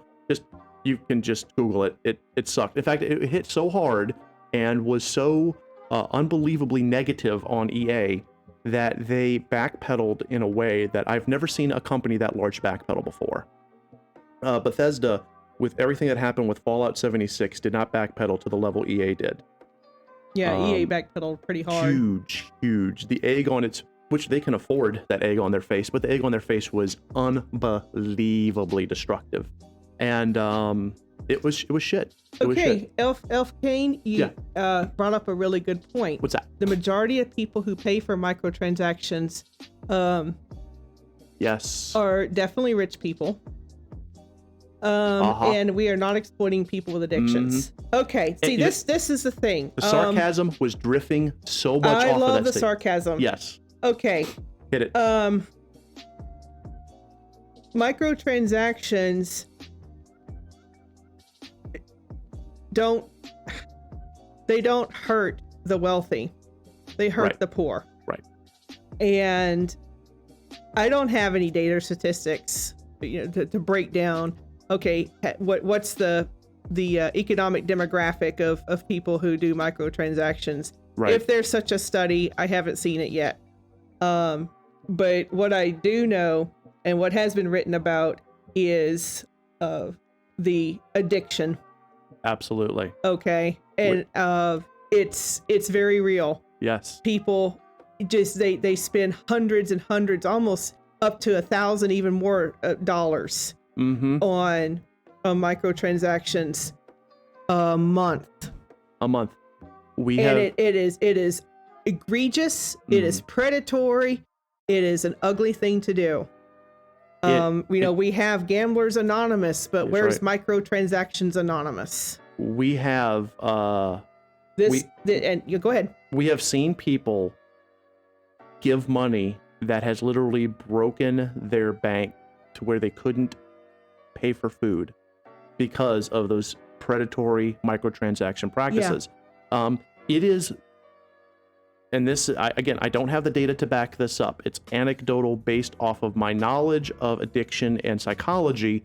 It is one of the most addictive things in the world is gambling. And feeling that need, that rush, that Skinner box rush. Yeah, it's a Skinner box. If I press this button, I get the cheese. And then they punish you. If you don't press the button, bad things happen. So you'll have a game, and we'll catch up on chat in a second.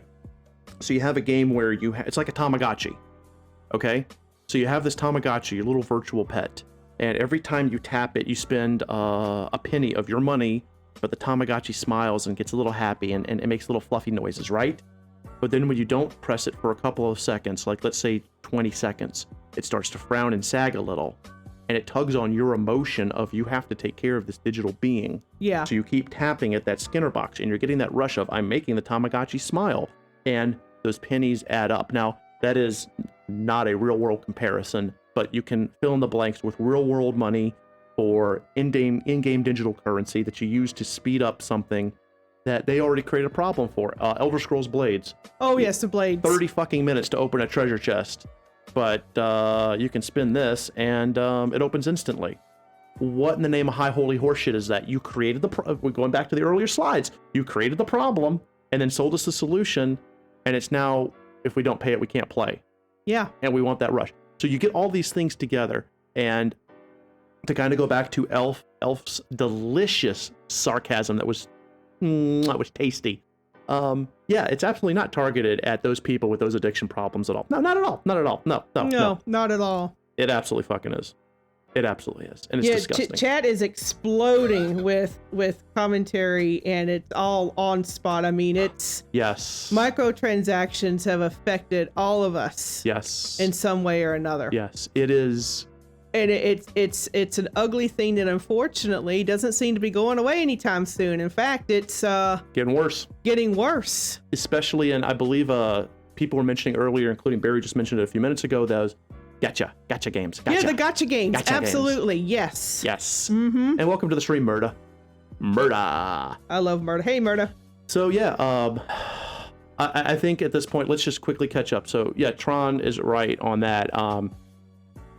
Barry, absolutely. Elf Games, I hope I'm pronouncing it right. Absolutely. Human. All of it. You know what? Chat, give yourselves a gold star on all of that. Yes. You guys rocked on this. You understand this is a problem. It is. And it's a problem that it's a problem the industry created. They created this. And they did it. And we fell for it. And we're paying the price for it. They're not paying the price. They are not. Nothing bad is happening to them so far. Not at all. No, it's us with our lost wages and our the mental health issues and everything else. That's who's paying the price. Yes. We're the victims here on this. We're the victims. We are the people who lose. And then that leads us to the free to play but pay to win. Let me give you a good example of that because I've seen this one firsthand. Go for it. G5 Games. Oh, yes. Puts out lots of casual games, but their biggest money maker is Hidden City of Shadows. Yes. It is a hidden object game with storylines. Mm-hmm.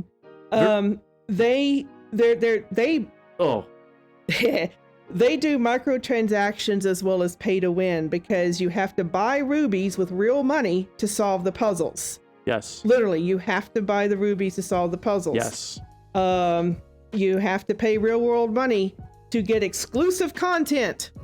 Okay? They have this spring event going on, and you can get these 2 really awesome avatars. Oh boy. If you play for 20 hours and do this and do that and pull this switch and do that and wait another 42 hours. Yep. Or for right now, you can spend $1.99, $2.99, $4.99, and you can get this stuff now. And aren't you so cool for getting it? What they have done, and we're seeing a ton of this. Yeah, stab them in the face. But and chat, we are acknowledging you guys are awesome. Yes. Yeah. But let's talk about this because G5 is absolutely horrendous in this. Now, I will give them props. Their story of that hidden object game that obviously we know because we played it, we backed out when we saw how predatory it was, but the story was really good. However, that's how they pull you in. They pull you in because it's free to play. You just, I'm download it and you just start playing. Beautiful. Okay, and they even give you a stockpile of rubies to start off with. Course. Oh, how generous they are. That's like with the casino games. We're going to give you 10 million gold coins to start. Oh, how nice. And then you get into it. And you burn through it. But here's the thing, okay? And this is what G5 is doing is what is a lot happening very often on the industry, okay? Let's talk about that real quick. What they'll do is they'll create those events with those avatars that Teal was talking about. And they will create an artificial sense of urgency where you can only get these avatars, this beautiful, and the artwork is beautiful, for a short amount of time. Yep. So you have 4 weeks to get false sense of urgency. Right. And it's a artificial sense, a false sense of urgency they created that makes you, the player, become emotionally invested in finishing these tasks to get the cool reward, to go up on a leaderboard and all this other shit. Ergo, you end up spending your real world money up to, and I am not kidding, the huge truckload version of their rubies for $99.99. Yep. On sale today. I looked at it. $100. To buy. Well, that's 100 real world dollars to buy a large treasure chest of rubies. Oh my God. People will do this, and people have dumped tons of money into this game simply because they want to get that cool goal. Yeah. So they remember and understand, this is not, if I do this, I'm going to win the game and the game will be over. This is not, if I do this, I am going to get international recognition and be on an esports team. This is, if I do this, I get this happy feeling that lasts until the next event starts. Mm-hmm. So they created the sense of urgency. It's not real urgency. The world is not going to end if you don't get your happy avatar. Right. But they make you think, it's a Skinner box mentality, that if you don't, your world's going to end. Yeah. That you're not a good player. You're not an expert at this game or whatever. Yeah, it's the exploitation and the failures of the human condition. You're right. So that's it. Absolutely. So, and it does trap kids. Oh yes. Yes, it does. And it's disgusting. It traps children. It traps people who are easily addicted. Yes. People who have gambling problems in general, who think, oh my God, finally I'm away from the slot machines and I don't have to worry about this. Oh, I haven't gone into a casino in 6 years or gone and played a back alley poker game in 5. I'm so I'm clean, right? And they download this. And then these games pop up on their phones. Sometimes installed by the actual phone company itself. Yep. When Teal and I switched to our current carrier, we suddenly had about 6 of those games. I think like Clash of Clans, Candy Crush Soda Saga. It downloaded automatically. They put Candy Crush on my phone. Automatically. I couldn't hit delete fast enough. It is disgusting. That is horrible. So, we wanted to we prefaced this entire stream by saying we're going to have a serious talk and we don't want to make it a shit fest. No. You all can crap a little bit here because this is shitty. This is, as chat has been saying, and please forgive me, chat, for not addressing you all line by line. You all have been amazing. You all have hit the nail on the head. This is the worst type of this is the worst. Yep. This is the lowest of the low. Yes, Elf, bloatware on the phones, right? I mean, it's so sick. Yeah, yep. And so, there's loot boxes. I want to move on. Yeah, please. But loot boxes have come under increasing legal scrutiny. So I don't see that particular model sustaining. I think it's going to be regulated right out of existence. But they're going to find other ways to exploit, okay? And Barry, you're right. They are the video game industry is making bank. Oh yeah, absolutely. Because all those, I'm playing a fishing game and I get this really cool fishing pole for 99 cents. All those 99-cent transactions add up. Yep.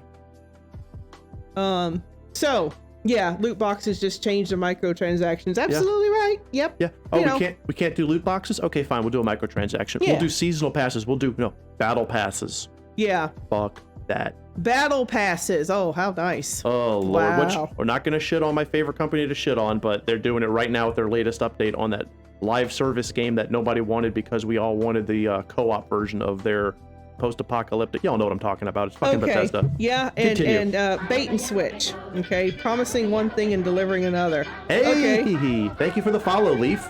Woohoo! I'm going to just go ahead and I pulled this out because I really, it's the best example of the bait and switch. And that's got another follower. Thank you, Elf Games. Let's get it out of the way now so Teal can hit on, because Hit's about to hit something important. Go for it, honey. Bethesda's Fallout 76. They released an unfinished game. They did.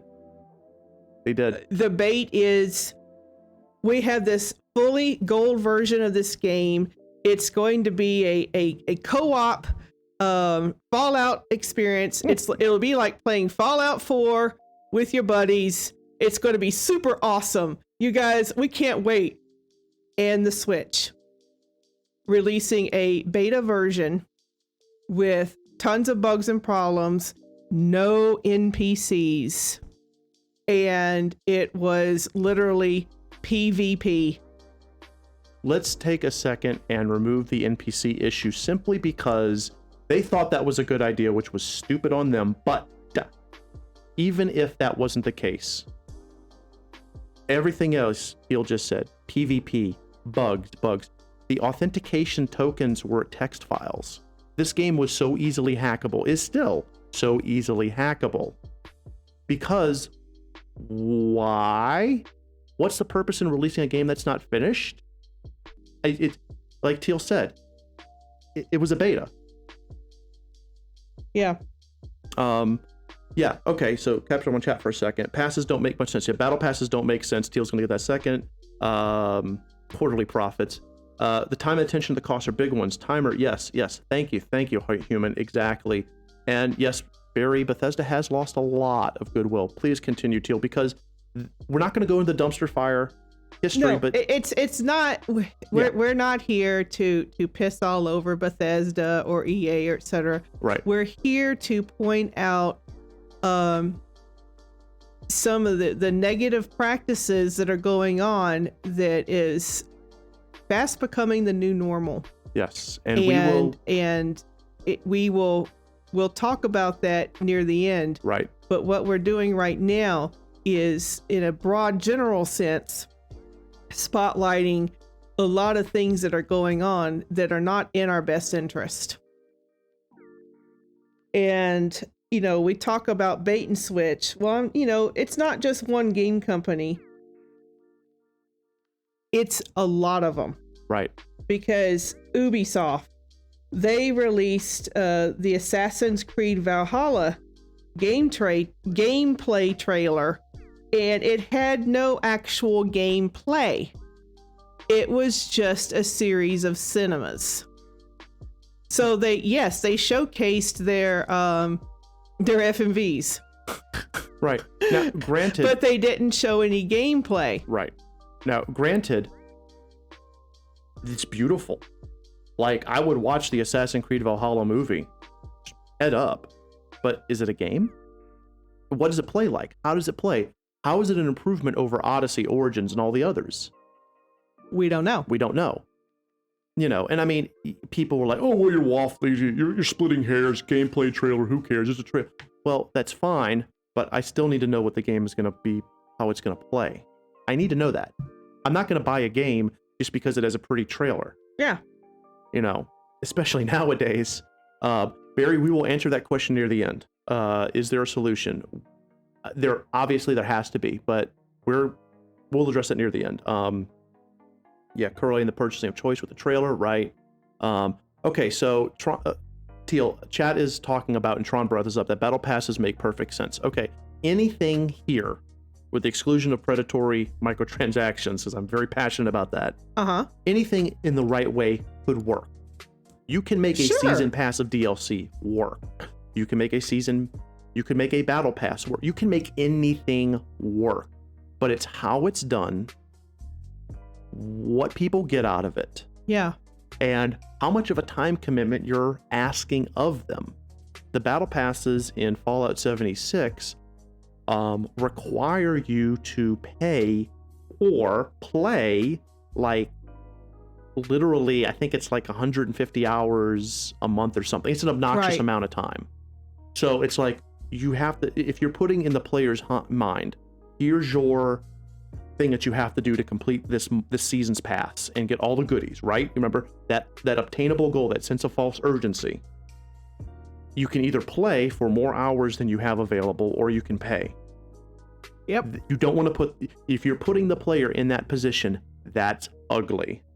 If you're putting the player in the position where, oh, this is an obtainable goal, but I could pay more if I want to, that's different. It's a little sketchy.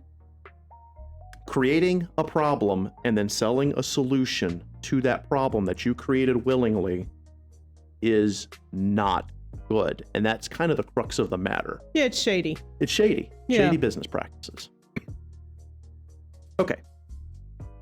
Wait, there's something that they can do. It's been proven time devs get to the green by releasing a solid game. Well, there you go. Yeah. Hey, pay DLC for the win. Gil and I have always been about DLC, not microtransactions, DLC. They added the game, gonna make more. Well, season passes joke, release DLC into. Thank you. Why pay extra for the finished product, right? Well, yeah, sure. Here, we're gonna release the unfinished product. Now we're gonna have you charge us. It was like Jim Sterling said in his other video. You know, you pay $60 for a base game, and then you pay another $60 for the rest of the game. Why? Yeah, why? Why is that even valid? Okay, but let's continue because we are kind of getting off tangent. We do want to get to the last slide eventually. What's next? That's it. I want to go to the next slide, please. You got it, Teal. Okay. Big studios with big budgets. Yep, we're going to start Okay. addressing some of those points you guys were talking about. So yeah, now we're getting to what's really going on. Right. Okay, so right now, especially with the impending economic downturn, you're going to see a lot of consolidation A lot. of gaming studios. Some of the major studios are on acquisition sprees. Mm-hmm. Okay. Smaller studios are gobbled up by big ones. Failing studios are absorbed into profitable ones. Yep. And it's all coming about because it really is who has the most resources. These things are extremely expensive to make. You want a talent pool for creativity and you want warm bodies to code. Yep. So you get that by grabbing up other studios. That's right. You pull in, you take a studio that, and this would happen regardless of the pandemic. So you grab you take a studio that's not doing as well. You offer the people who own the studio, who are struggling to make it work, to them a lot of money. Right. They sell it. Yep. You keep the people that you want to keep, get rid of the people that you want to get rid of, but you now have more warm bodies to continue to make what you want to make. Right. Please continue. That's just one point of consolidation. Right. Okay.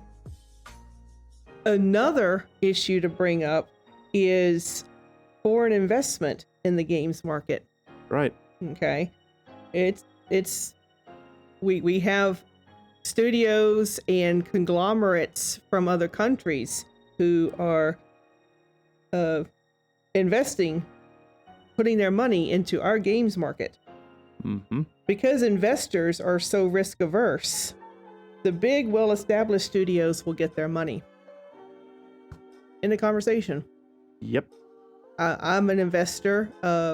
Let's say I'm in Central Europe and I'm a investment conglomerate and I want to diversify my portfolio. So I'm going to look into funding a couple of gaming studios.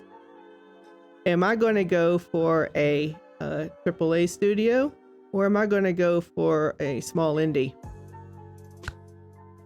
I'm going for the AAA. You're absolutely right, Elf Games. It's all about being seen, and that's what Teal is getting at, is these larger companies, these conglomerates that are being backed by these, sometimes even foreign, it doesn't matter where the investors are from, right? Doesn't matter where your investors are from. Investors are investors, and they're driven by one thing. Money. Money.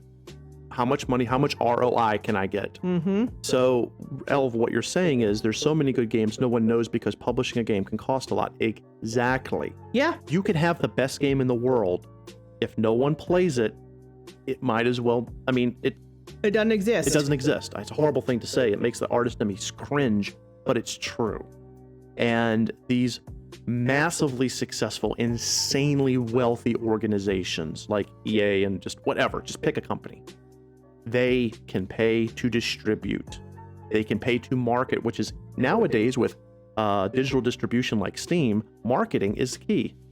So which game do you think is going to get more exposure and more downloads? The insanely good indie game that, you know, is so good, perfectly balanced, and has a budget of marketing of about $3,000. Or the game that just came out by studios and has $12 million to market. I know it's a lot of money. I just pulled a number out of my ass, but still, think about it for a second. Yeah, the big studio has the workforce. Yeah. To crank out a game. And the thing is the way it works, if they pump out a game and it fails, but they have another game that's about to come out and that one succeeds, okay. Yep. They don't care. Why? Why do they care? Because if game A fails but game B succeeds, game B's profits can overcome the losses of game A's failure. That's simple business, unfortunately. Yeah. And it's shitty. And who suffers? The devs who create the people who create the actual workhorses, yep. and us players. And the players. The people on top don't suffer at all. They make a little egg on their face and they have to tweet an apology for a crappy ass game. But what is that in the long run? Nothing. So yeah, and that brings to the next little point is if when an entire industry is dominated by just a few players, yep, then we gamers, we have fewer choices. And that goes to what Gallus said earlier, and I think it was Gallus, forgive me if I'm wrong. With fewer game studios, you're going to have fewer product choices. You play what they give you. Which is Gallus. I think it was Gallus who said that. Mm-hmm. Basically, the market should drive the industry. Whoever said that, you are 100% correct. But that's not going to be the case because the industry is going to be so few. They dictate what we play. They tell us what we want. It was like that in Hollywood for a long time, yes, until it became extremely easy to create great indie movies. And things like Netflix, and we're going to get to the solution soon, things like Netflix and such began to promote them. And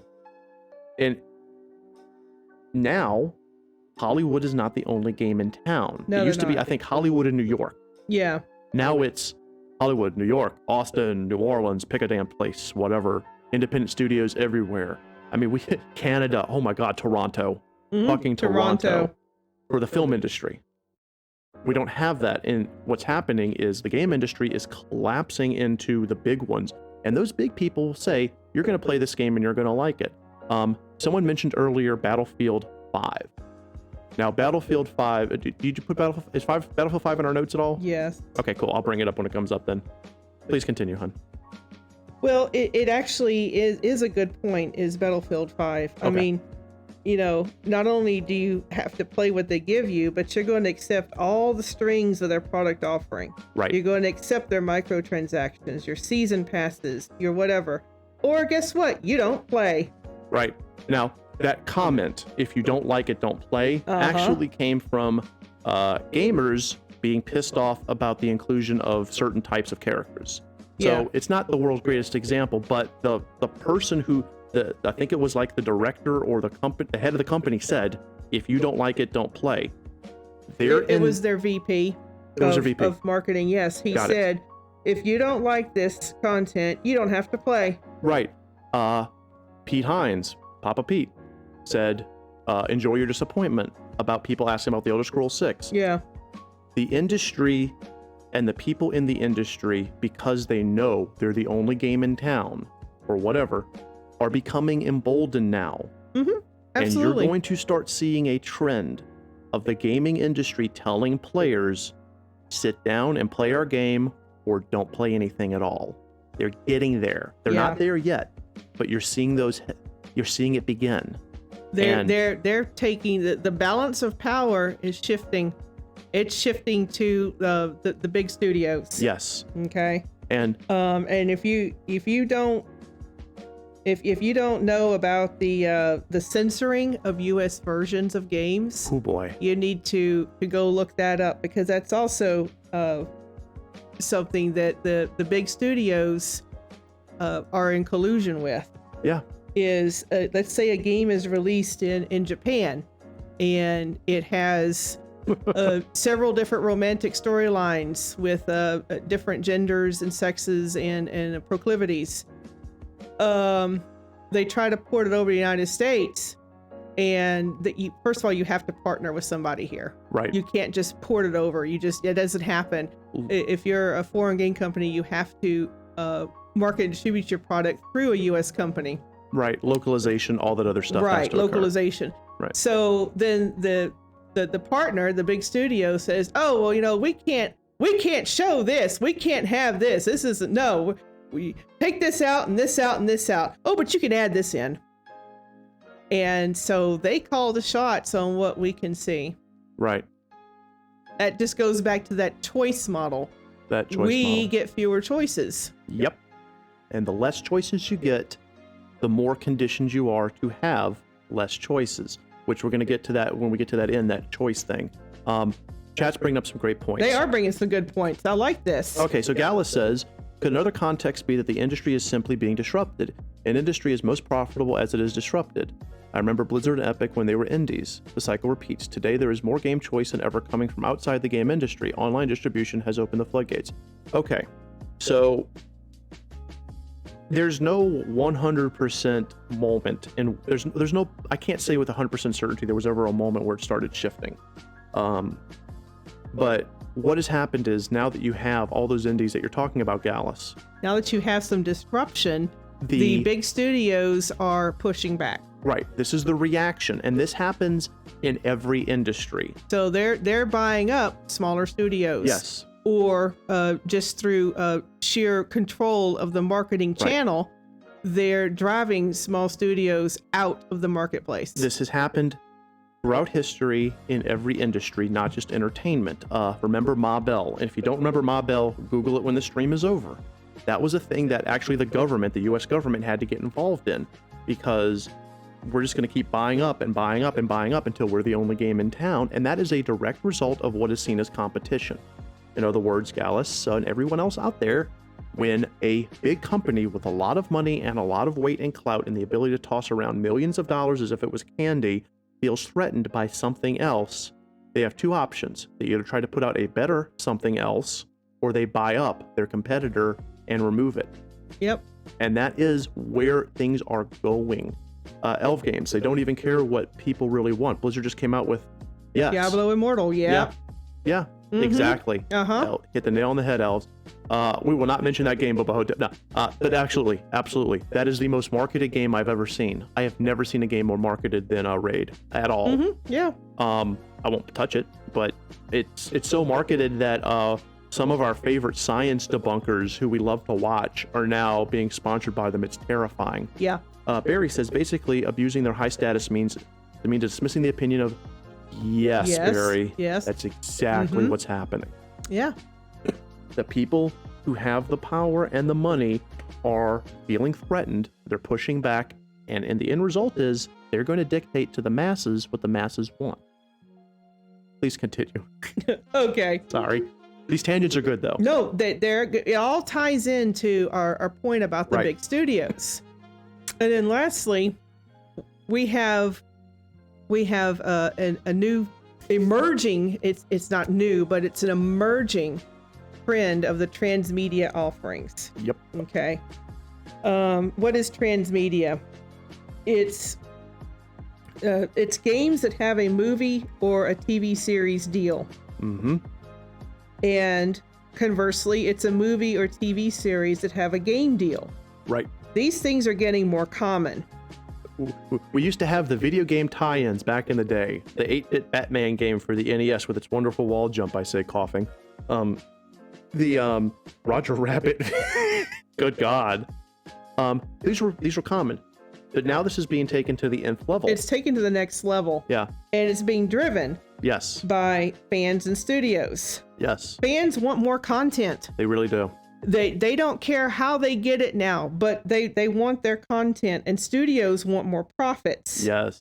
So you've got Game of Thrones. Mm-hmm. You've got Castlevania. Mm-hmm. Very successful video game franchise, and now it's a very successful Netflix series. Very much so. And The Witcher.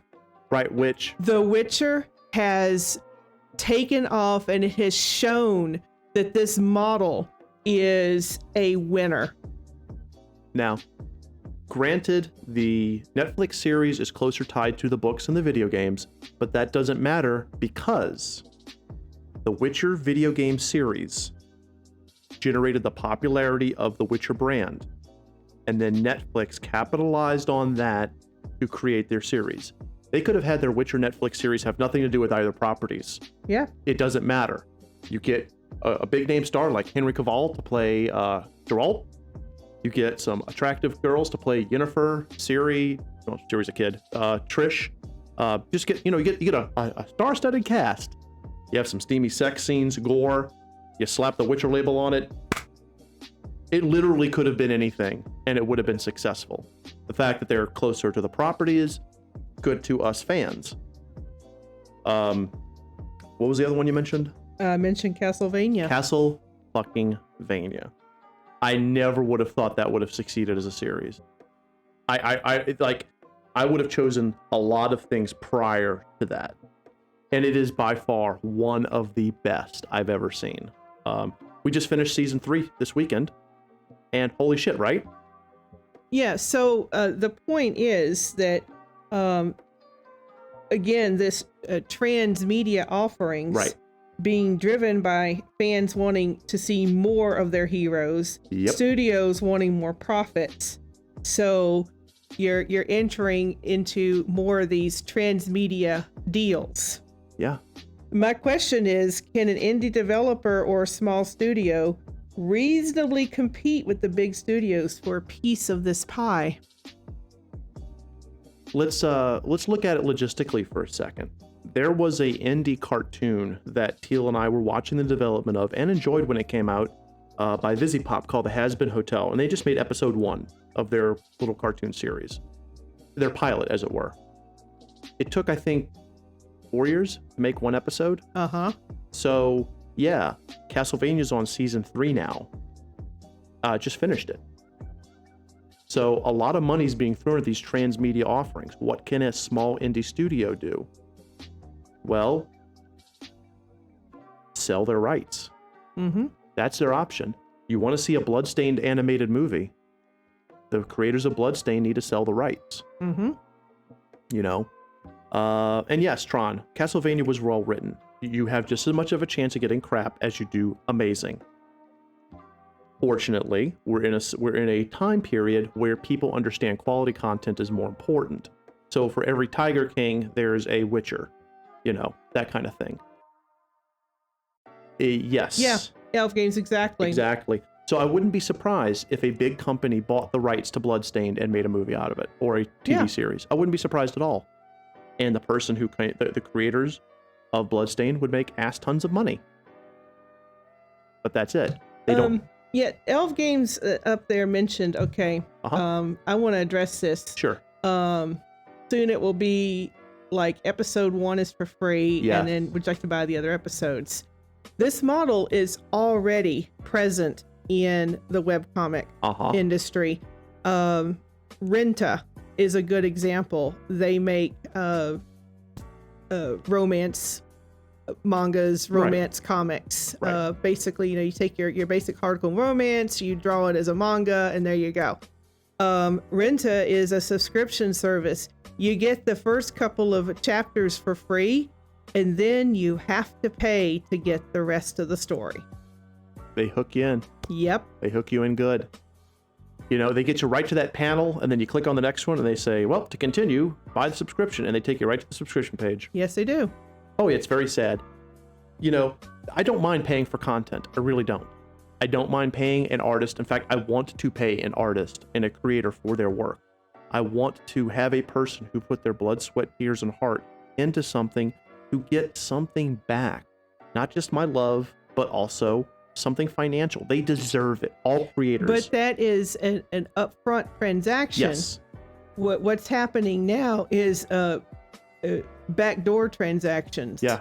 It's exploitation. It is. Because I'm sure eventually the comic artist gets paid, but who gets the money first? It's the publisher, Renta. They get it first. And Elf Games, you're absolutely right. It's the problem is how much they will make you pay and at what point, right? Yeah. Tower of God, yes. A webtoon at first, yes. Mm-hmm. So there you go. I mean, it's weird. It is, and we don't want to focus too long on it. But the reality is transmedia offerings are allowing a name to go out further than it ever has. It has a huge reach, and who's in the best position to take advantage of that? Big money studios, of course. And I think if you really they're going to be driving your content. They're going to be driving you. So if you're a developer and you want your game to be known, now you have a choice to make. And this is not like, this is what you have to do. This is the negative of the world we're in now. What do? Do you put yourself in that position where you, and I'm not going to use the term sellout. No, we don't use that term because... No, but where you license yourself out and your work out to someone in order to get the exposure that's necessary. The exposure, I hate that word, but it's the marketability. Or do you try to do it yourself and maybe not succeed? And that is not a good decision that an indie dev has to make. You're basically telling the dev, either you do things this way that has been dictated by the peoples with the money, or you fade into obscurity. Yeah. That's ugly. But that's where we're at right now. That's where we're going with the big studios pushing back against the industry disruption. Yeah. And doing what they can to remain in charge and on top. And when the people in power feel threatened, they hit as hard as they can. They double down, and that's been that way since pretty much forever. Barry Twitch says, and usually the latter happens more frequently. Yes, sadly so. Very sad. Yes. Some deliciously beautiful, wonderful games that have truly amazing stories, characters. It's all perfectly done. Are hardly known, and then you have these things which are okay. Getting pushed forward. Developing a game to really look like Diablo. There you go. Yeah, you cannot keep up with the amount of resources that a big studio can throw at something. Right. Can we honestly say that we can make something to the level of let's just be honest, Final Fantasy VII Remake with those big graphics and particle effects and this, that, and the other? Question is, I don't know. No. I can tell you, I can tell you without going too deep into our own business that the roadmap for Rosenhearts includes getting at some point help, because Teal and I would not be able to make the game to our vision, even though we're not doing Final Fantasy VII Remake by any stretch, on our own. Because what can two people do within a lifetime? You only have so many hours that you're going to live. Right. And so if it's just two people working on something, as opposed to 200. Yeah. That's not even fair. That's not fair. Oh, okay. So Elf Games is saying not about the resource, but the rights. Well, the rights it's the same thing. Right. Who owns the rights? Right. Blizzard owns the rights to Diablo. If you want to make a top-down dungeon crawler, you're fine. No one can own a concept. You just can't make a Diablo game and sell it. Yeah. But you have the ability, and that's all of you out there, to make your game look as much as you want like something else. That's fine. I mean, that's Bloodstain is basically plays so much like Symphony of the Night, it's not even funny, but it's not Symphony of the Night. Right. So absolutely. So yeah, no one person or small group can do anything alone. Absolutely right. So it comes a point in time. Do you have the money to pay for top-notch talent to come in? Yep. Do you have? Because big studios do. Big studios do. So do you have the money to actually acquire a good talent pool and compete with them? Right. And I mean, these are topics, of course, for other streams. We'll have, not all the creator classrooms will be workshops. Some will be discussions like this, and there'll be times where we discuss stuff like that. Thank you, El. I'll look for it on Discord, and no Bubba Hotep this weekend sucked. I don't see how the economic downturn would not speed up industry disruption. We're going to get to that, Gallus. We're going to get to that. It's a double-edged sword. We're there. Oh, we're there? Yeah, we're there. Okay, so we're in a double-edged sword right now. Okay, so the economic downturn as a result of the pandemic has put us on literally a precipice. In one direction, all these indie things that we're talking about, all these indie developers with their indie games, with their beautiful ideas, now have a shot at throwing themselves forward. It's a window. And if that window of opportunity is missed, it's going to close because... It will close. Right? Because the big studios are pushing back and going to make sure the damn thing closes. Yeah. And is it not sustainable? It is sustainable. AAA development is sustainable, Gallus. Not as you think of with your Final Fantasy VII remakes and stuff like this. We go back to those games as a services. It's easier to pump out a game in which a person has to basically pay X number of dollars a month or a week to play, and they make money because people will play it. As Barry mentioned earlier, those gotcha games. Yeah, the gotcha games. You know, so much money. Those microtransaction driven, tap those Skinner box games, so much money. Hell, freaking Konami in Japan straight up is now doing slot machines. Yeah, for casinos. For casinos. They have Silent Hill, and they've basically licensed out all their characters. Their characters are on slot machines in casinos in Vegas and elsewhere. But that's where here's the thing, Gallus. They're not relying on fewer customers. They're broadening their scope. You see, there's anger in the game industry for the gamers. The players are angry, but there are more people who just want to play a game. And after a while, have we got to the normalization? Yeah, go ahead. Yeah. Okay. Go ahead. The normalization. Next slide. Oh, next slide. Oh, thank you. This is the big issue. And this is what we've been building up to. And this is why, Gallus, while we hope you're right, okay, here it is. Teal and I were born during and grew up as gamers during the 80s, during the time of the Nintendo era. A lot of you all, maybe before, maybe after, it doesn't matter. We are now in an era right now where predatory microtransactions, games as a service, all those things that people are saying is unsustainable are now being normalized. Yes. As we, all of us here on stream, get older, and this was a point that Jim Sterling brought up, so I am giving credit to him for inspiring us on this. We get older, these practices, if they continue to normalize, will become the normal. So while to us it's unacceptable, to future generations and future gamers, it's all they will have ever known. So they won't know to be angry at that stuff. They won't know to be pissed off at the studios for treating their developers and contractors like shit.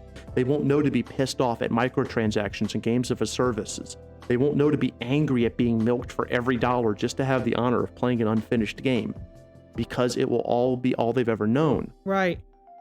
How many of you all on chat have anger towards the film industry for how it pays and treats its people? Oh God, they're just so underpaid. Actors are paid, less than minimum wage, and they're put under hellish conditions. No, that's not the case anymore. What? That's because our generation only knows those A-listers and B-listers making ass tons of money. Hell, even your C-listers make good money. Oh, they get their own private trailers. They get craft services. Holy shit. Back in the day, earlier times, whenever those 30s, 40s, 50s, 60s even, with Hitchcock. Yeah, actors were treated like shit. They were literally treated like, you're just lucky to be an actor. Yeah. To us, the new normal is now actors are celebrities in their gold. So what I'm saying is that if this does not change, then in future generations, this will be the normal for them.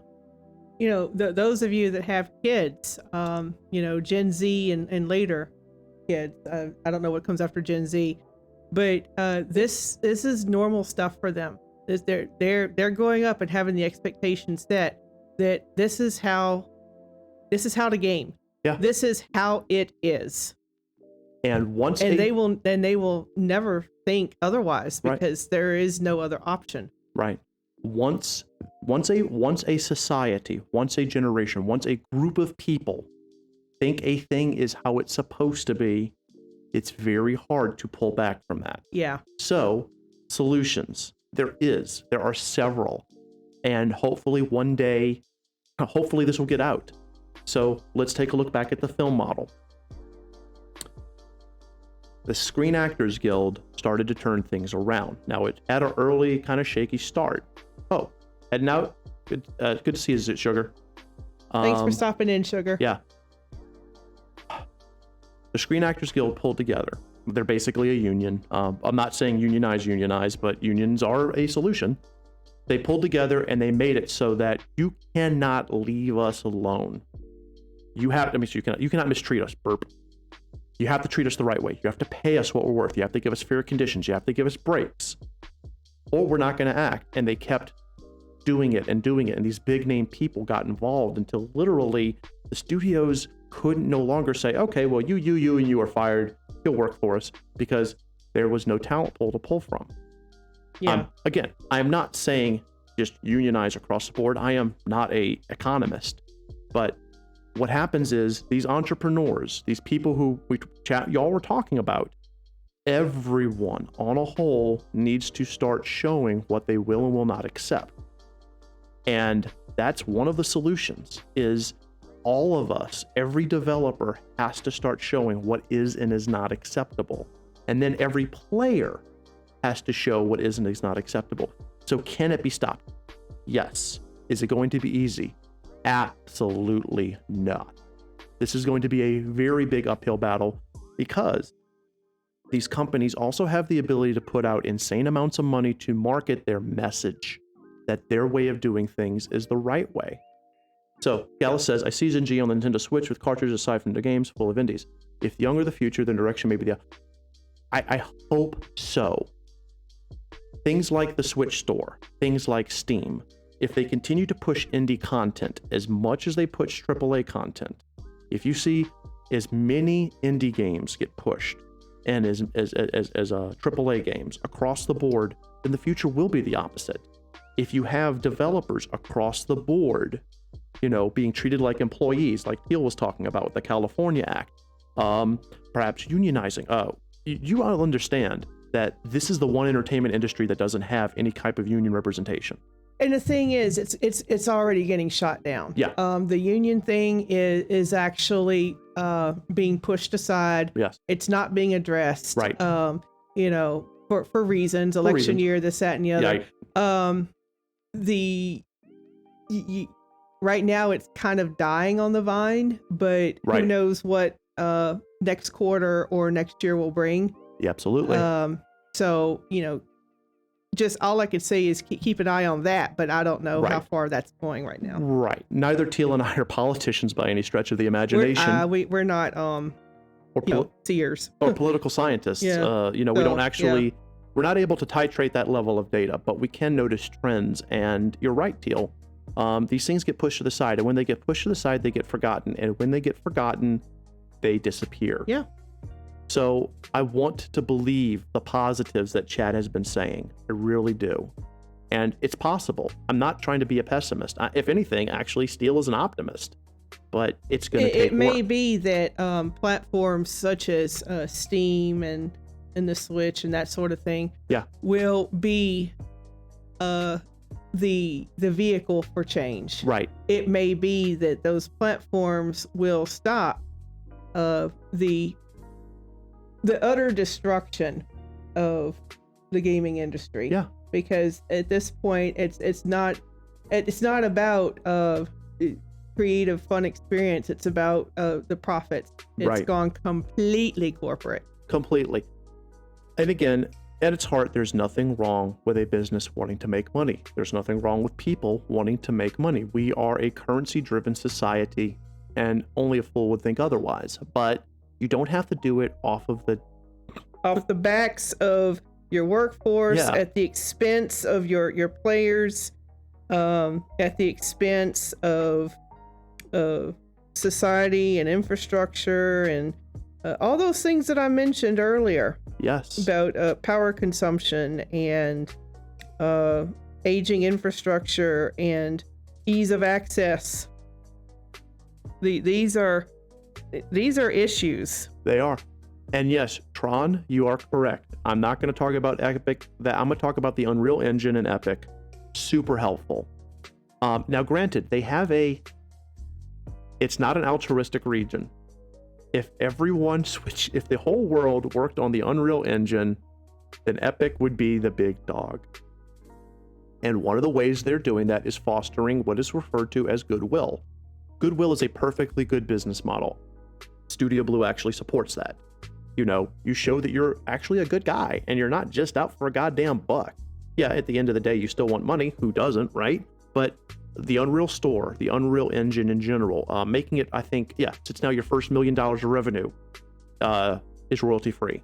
The Unreal 5 engine in general, they're now, oh God, their online service model. So basically, anyone can now use either the Unreal Engine for online gaming or their Epic account services online to create things like, player matching, leaderboards, whatever. I mean, all that's free.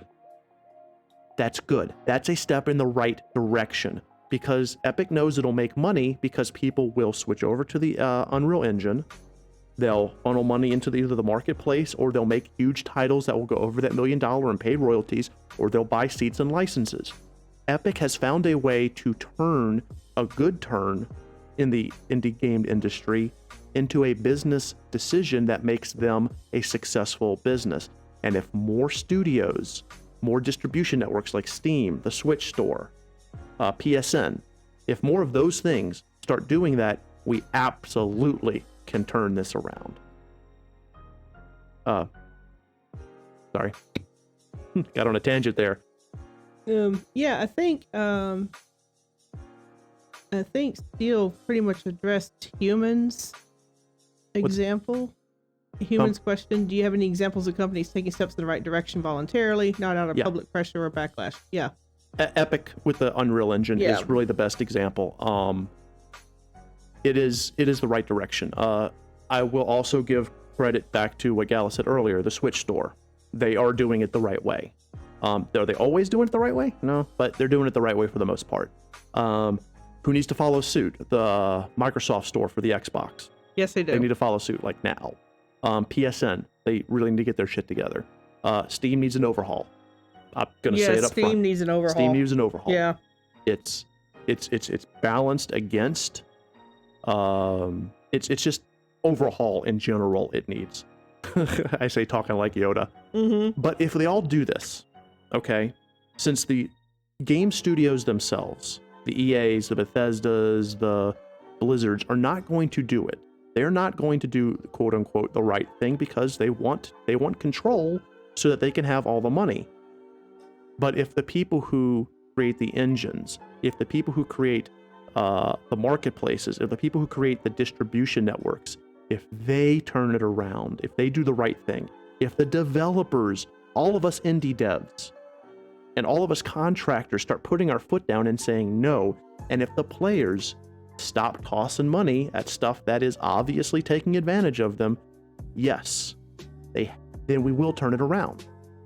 And even if we don't all do all of those things, we can still offset the negative and make it work. Oh, Reverie says, I have a problem with Steam is that they won't move into... Yeah, they're sluggish. That's a problem. That's a problem Steam has had for many years. Yeah. Because they're just sluggish. Valve revolutionized content distribution. Yeah, they did. And it grew much bigger than they could ever have imagined. And I don't know if part of it is they don't want to, or part of it is they don't know how to fix it. I'm not going to try to pretend like I understand Valve, but it is much bigger than anything they ever could have imagined. And no one could have. If you would have told me 10 years ago what Steam would be today, I would have looked, I think I did look at you funny. Yeah, you did. But here it is. I wish I would have invested. Oh, I know, right? But anyway, I'm going to get off my soapbox for a second and turn it back over to Teal and chat. Which, by the way, I do want to say this. This presentation was put together by Teal, and she did an amazing job. So I do want to give her, and give her props. This was A+. All the A+. Valve was too busy playing with VR. Yeah. It is true. They need to separate. They need to have Valve. They need to have Valve the VR. They need to have Valve the developer. Yes. And Valve the VR. Valve the Steam peoples. Yes. Yep, they needed to separate their... Give Teal some slimes. Oh, the if you liked her presentation. It's a slime love. Yes. I love my slimes. And now we can open it up full discussion. If anyone wants to bring up anything, talk about anything, if people want to. Just your final thoughts on this, and where what you think about what's going on now with the industry and the new normal and where you think it should go. Just all that. Anything.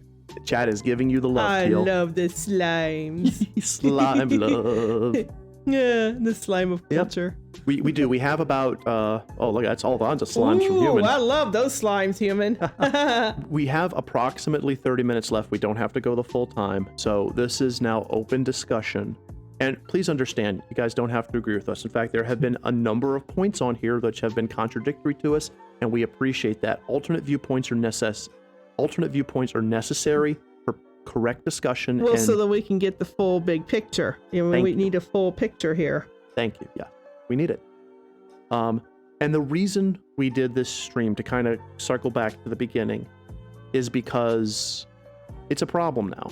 And we're at the cusp. We're at that point. We're at that precipice where we can start to enact real change. And we kind of wanted to talk it with you guys. Yeah. Maybe you end up talking to someone else. Maybe someone watches this. The more to know, the better we have a shot at enacting some real change so that we can turn this industry in a more positive direction. Now, there is a negative to all of this, and that's the fact this is a 2.5-hour conversation because there are so many moving pieces, parts. Yes, there were side tangents, mostly on my end, but the reality is no subject that is this deeply entrenched in our society can be given in a 10-minute video. That's why we didn't do this as a short form. This is a huge issue with multiple parts. That's why go out there and have your conversations, but make sure you remember, this is not a simple, we do this and it fixes it. There's a lot to consider. Yeah, there's no simple solutions. Take on is this: bully the gamers who buy loot box microtransactions. The company stopped making money on it. Well, Bullying? Ugh, I don't like that. I don't like bullying people. I'm gonna go ahead and mention an old book. Teal, while you think of your response, The Chocolate War was really interesting. Oh, bully in a joking sense. Okay, thank you, Tron. Thank you for clarifying that. Again, I'm still going to mention this, the Chocolate War. So there's a point in the Chocolate War where a person was refusing to sell chocolates, and in him doing so, the rest of the school didn't want to sell chocolates because they thought it was cool, and it ended up collapsing the school's economy. So the school and its student council turned it around by having all the popular kids sell chocolates, and they turned it back on the person who was the rebel. Yep. Yeah, don't actually harass people. Right. In other words, you have to make it cool to not do, to turn it into a positive, you have to make it cool to not do loot boxes and microtransactions. Yeah. Yeah. Oh, the Chocolate War would make an amazing anime. It sure would. Oh, yeah. A river in a desert starts playing. It's good to know Bubba Hotep's around. But yeah, let's talk seriously for a second. If it was cool, if it was the thing to do to not play games that do microtransactions, if it was seen as the right game, the awesome gamer move is to stay away from loot boxes, then eventually companies would be starved. You're absolutely right. Yeah. We would just have to make it societally the right thing to do. But you can't do it by shaming and embarrassing people. I'm not picking on you, Tron. I'm just saying, in general, people don't respond to negative criticism. They usually double down. It's got to be the carrot, not the stick. Right. So you make it cool to stay away from those practices and ignore games that engage in them. Yeah. And yeah. What does Barry say? Americans and relatively English-controlled countries have solutions to this sort of thing and can recover, even if it's slowly. However, if we're talking about Asian countries, this sort of practice has virtually low to impossible. Yes, the Penji mechanic has bled so high up the Japanese culture. Now that is true. Okay, Yep. So let's address the elephant in the room. Without using any particular cultural model or not, once a action becomes part of a culture, it becomes exceedingly difficult to pull that away. Because it's a norm. Right. It becomes a cultural norm. So what Barry is talking about, what Tron just mentioned with Eastern MMOs being pay to win, that is what happens to us if this doesn't turn around. it becomes part of that cultural norm. Once it's a part of that cultural norm, it is low to impossible to change it without a massive cultural shift. Well, the only way to do it at that point would be through government intervention. You have to make it legal or illegal to do X. Right. And once you take something that is a cultural norm and you make it illegal, it doesn't always work. I'm looking at you, American Prohibition. Yep, Prohibition. That didn't work. No. So, yeah, very good point and very true. And it should be a cautionary tale to all of us. This is what happens if you don't stop it. It becomes the norm, and then, woo. Popular games like Freight Grand Order and Grand Blue Fantasy, they continue to promote this with relentless marketing. Yes. That just kind of, yes. You are... Yeah, the relentless marketing, it's everywhere. It's on your phone, it's on your radios and your websites that you visit and your social media sites. You always see the ads, boom, boom, and so then you just, for like, after a while, you don't even notice. You're like, oh yeah, I'm gonna go do this thing because I've seen it around and it might be cool to do. Yeah. And yes, Human, I wanted to play Grand Blue as well. I watched the trailers for it. I watched the gameplay. That blonde, I think it's the blonde girl, was absolutely just awesome looking. I was like, holy shit. She's a powerful, attractive female protagonist. I believe that's the right game. And I'm glad I didn't play it because of all the stuff with Grand Blue. So yeah. US crackdown on blue. Yes. Not only the US, I think the EU did too. The EU did as well. So that's a win. That's a win. The EU did it first. Yeah. Reverie, these games are actually always getting promoted on, yes. Sadly. Yeah, they are. So basically with all kinds of product tie-in. Oh god, yes. I will not be surprised if there's a Grand Blue Fantasy anime on Netflix in the next 3 years. Mm-hmm. I will be totally unsurprised. I'll probably watch it too because that's actually some gorgeous artwork. Transmedia. Yep. Are there any negative norms that have made into Western culture that we may have a blind spot to? Anything related? Yes, gaming centric. Yes, the Skinner box. Anything related to microtransactions? No, actually, that's not a blind spot. You're right. We noticed that. Prior to it becoming an issue. Yeah. That's a good question. Let me think on that one for a second. That's a good one. Yes. Cosmetic transactions. Cosmetic only, it's only cosmetics. Yeah. Now granted, in the recent time, that's become a joke and it's become a meme, but for the longest time it wasn't.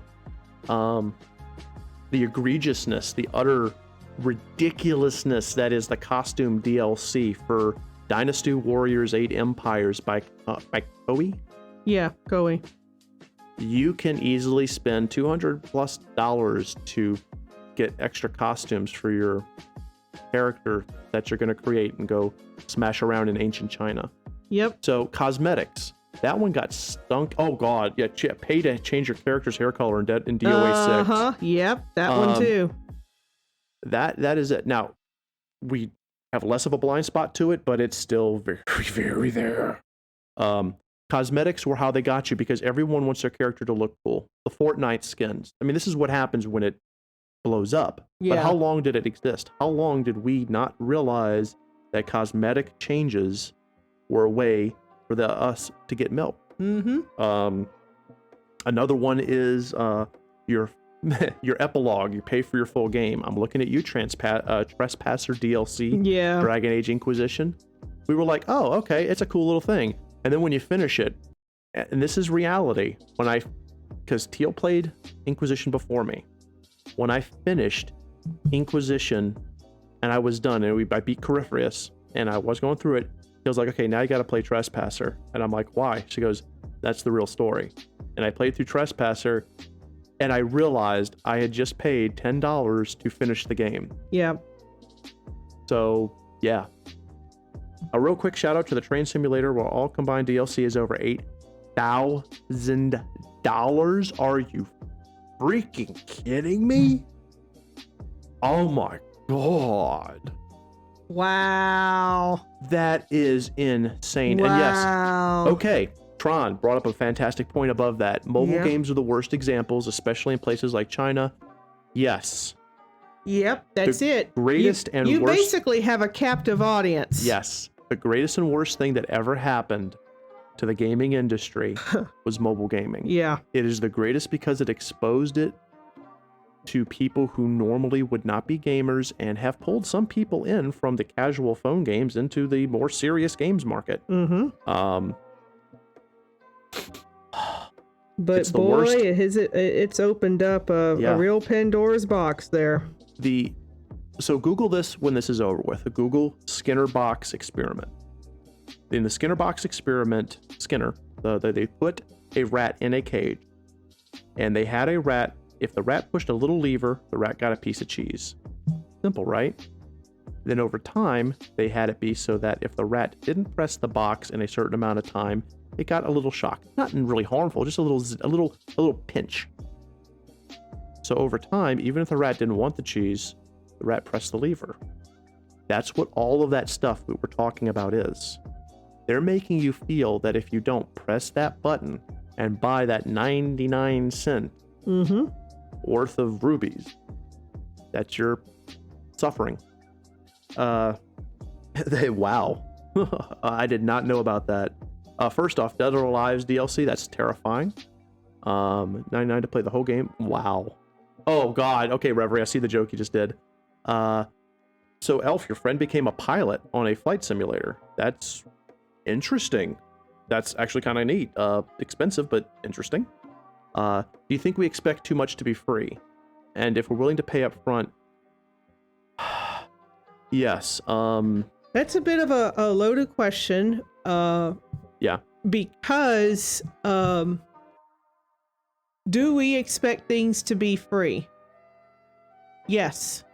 Yes, we do. Because it was free before. Right. Everything that we played, you bought it once and then that's what you had. Right. Video games were just a different version of board games and stuff that you played. It's just a different experience. So, with a board game, let's say, just Candyland, you buy it once and you got the game and it's yours. Same thing with video games back in the day. You purchase one transaction, it's yours. You can play any number of times, and the game was the game. Yeah. And you played it and it was fun, and everything. It was free to play. I mean, it was free to just play it as many times as you want. Right. But now it's not that way. Right. And the problem is what Teal's saying is how we have been conditioned. You get the thing, and once you have the thing doesn't cost you any more. So if you're paying $30 for a video game, $10 for a board game, $60 for a game, then it belongs to you, you're done, and you can play it as much as you want. So if the game is initially free, I'm talking about freemium now, we think it should always be free. Then it's not. Yeah. Therein lies the problem, human, to what you were saying by we expect too much. We should always expect to not have to continue unless it's like a games as a service or its own little animal. But if it's not something that is constantly being updated, we get it, and we have it, and we're done. Why should I continue to pay to play something that's going to be the same, with just more puzzles, I guess? I mean, I don't understand where the line is. I can't give you a definitive, like, here's the cutoff point. But there comes a point where how much money do you want to milk from a person? How much money do you want to take from one person? From one person. That's...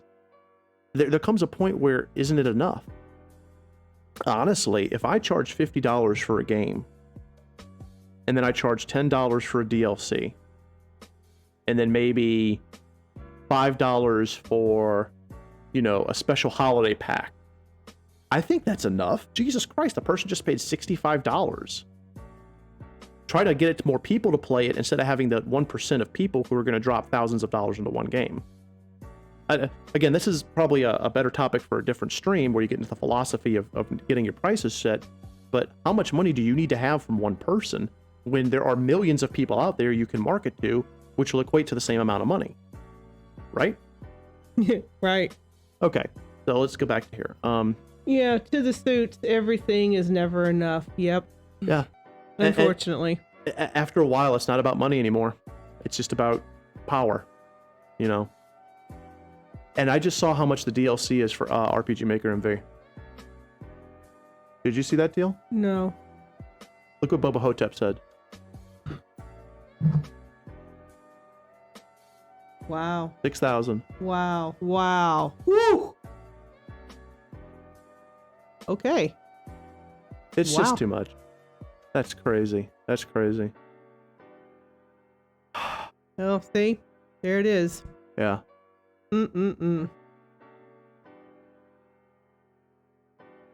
Wait, what? Yeah. Okay. So, Boba, Barry says, seeing stuff from MOBA. Yeah, at this point, we're kind of just repackaging the same conversational points over and over again, which is fine because we've identified what the problem is. It's, you know, it comes down to greed, the expectation, and what the cultural norm has become. Yeah. And the only way to fix it is to, fix who sets the norm. Yeah. Because the norm is being set by your big few studios, who are in turn being driven by the investors. So your norm is being set by people who are actually outside of the industry. Yes. Actually, I mentioned that in one. I mentioned that in a book of mine. Video games are being dictated to. The creation of video games are being dictated to people who don't even play them. Yeah. That is absolutely true, and that is terrifying. Like a ton of different creator pitches. Yeah. Right. Yeah. Okay. Got it, Tron. Greed will destroy the world. Well, of course. Yeah. Are you okay, hon? No. Okay. So, just for all of you who know, my mouth is starting to really throb. Yeah, Teal has been dealing with some dental pain. Fortunately, this Thursday during the morning, we're going to start getting taken care of. We will keep people abreast also on will this affect future streams. We'll go back to our regularly scheduled streaming next week. Yes. Do you want me to read off what we're scheduled for next week? Yes, let's read it off. All right. So next week, which is May 25th, our creator classroom will be the role of graphics in games. Yep. For the one that we were going to do tonight, which is how revisions can save your story, we will just push that to a future time. Yes, we'll still do it. It just will be probably in June. Yeah, exactly. So that one will be the role of graphics. So we're going to talk a lot about graphics. We'll show some examples. We'll talk a bit, and we'll kind of go through how graphics can be used not only to enhance games, but can hinder them. You know, setting that expectation of graphics is eye candy all that's important. Tune in for that next week. You're right. If anything changes with either the hold on 1 second, I had to swallow. Wednesday is our critical play of Dragon Quest XI, where Teal is the player. Thursday is our critical play of Final Fantasy VII Remake with me as the player. Our critical plays are we play the game, but we also offer a critical analytical eye on the good and the bad about the games while we play. Right. So if you are new to our stream, if you're new to our channel, please check us out on Wednesdays and Thursdays if you want us to give our advice on how indie devs can get better from the mistakes and the good things. And the good things at AAA games. Exactly. Yeah. And then Friday is our Ask Us Anything AMAs, where we just sit down and chat. Now, having said that, Teal's going through dental problems. If any of this changes, we will let you all know on our Discord as soon as humanly possible. To everyone else on chat, theme sales, pterodactyl. Yep. Okay, so let's just go ahead and thank everybody. So thank you, Leaf. Thank you, Elf. In fact, I'm just going to hold on. I have a little button here I can click. You have a button. I have a button. You have all the buttons over there. So thank you, Human. Thank you, AOD. Thank you, Barry. Thank you, Bubba Hotep. Thank you, Elfkin. Thank you, Gallus. Thank you, Joseph Develops. Thank you, Leaf. Thank you, Need Him. Thank you, Reverie. Thank you, Ramastino. Forgot if I'm not pronouncing your name. I apologize. Thank you, Behemoth. Cheeky Behemoth. Thank you. That's my bot. That's the slime. Thank you, the gamer called Tom, and everyone else. Virgo, V and K. I'm not calling you out if you're lurking. I'm thanking you for being here because we love you guys. And we are going to go ahead and call it a little earlier because of, oh, and Bubba Hotep. I always loved Bubba Hotep. Yes, so we're going to call it now. And I want to thank you all for being here. Yes, exactly. Game development can be difficult, human. In fact, game development can be one of the most rewarding things in the world if it's done right. But you have to do it right. Everyone give the love to Teal. Teal, say goodnight to everybody. Good night, everyone. We love you guys so very much. So if you like what you saw, lay that smack down the like button below, subscribe to our channel, consider supporting us on Patreon, connect with us on Facebook, Twitter, Discord, and we will see you in the next video. See you next time.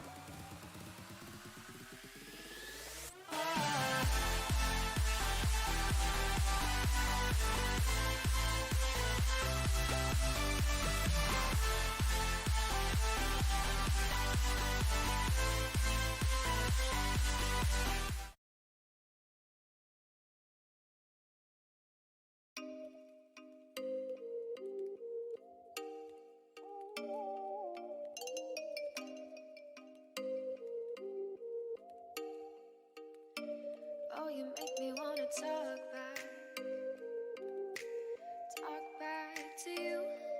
Say it like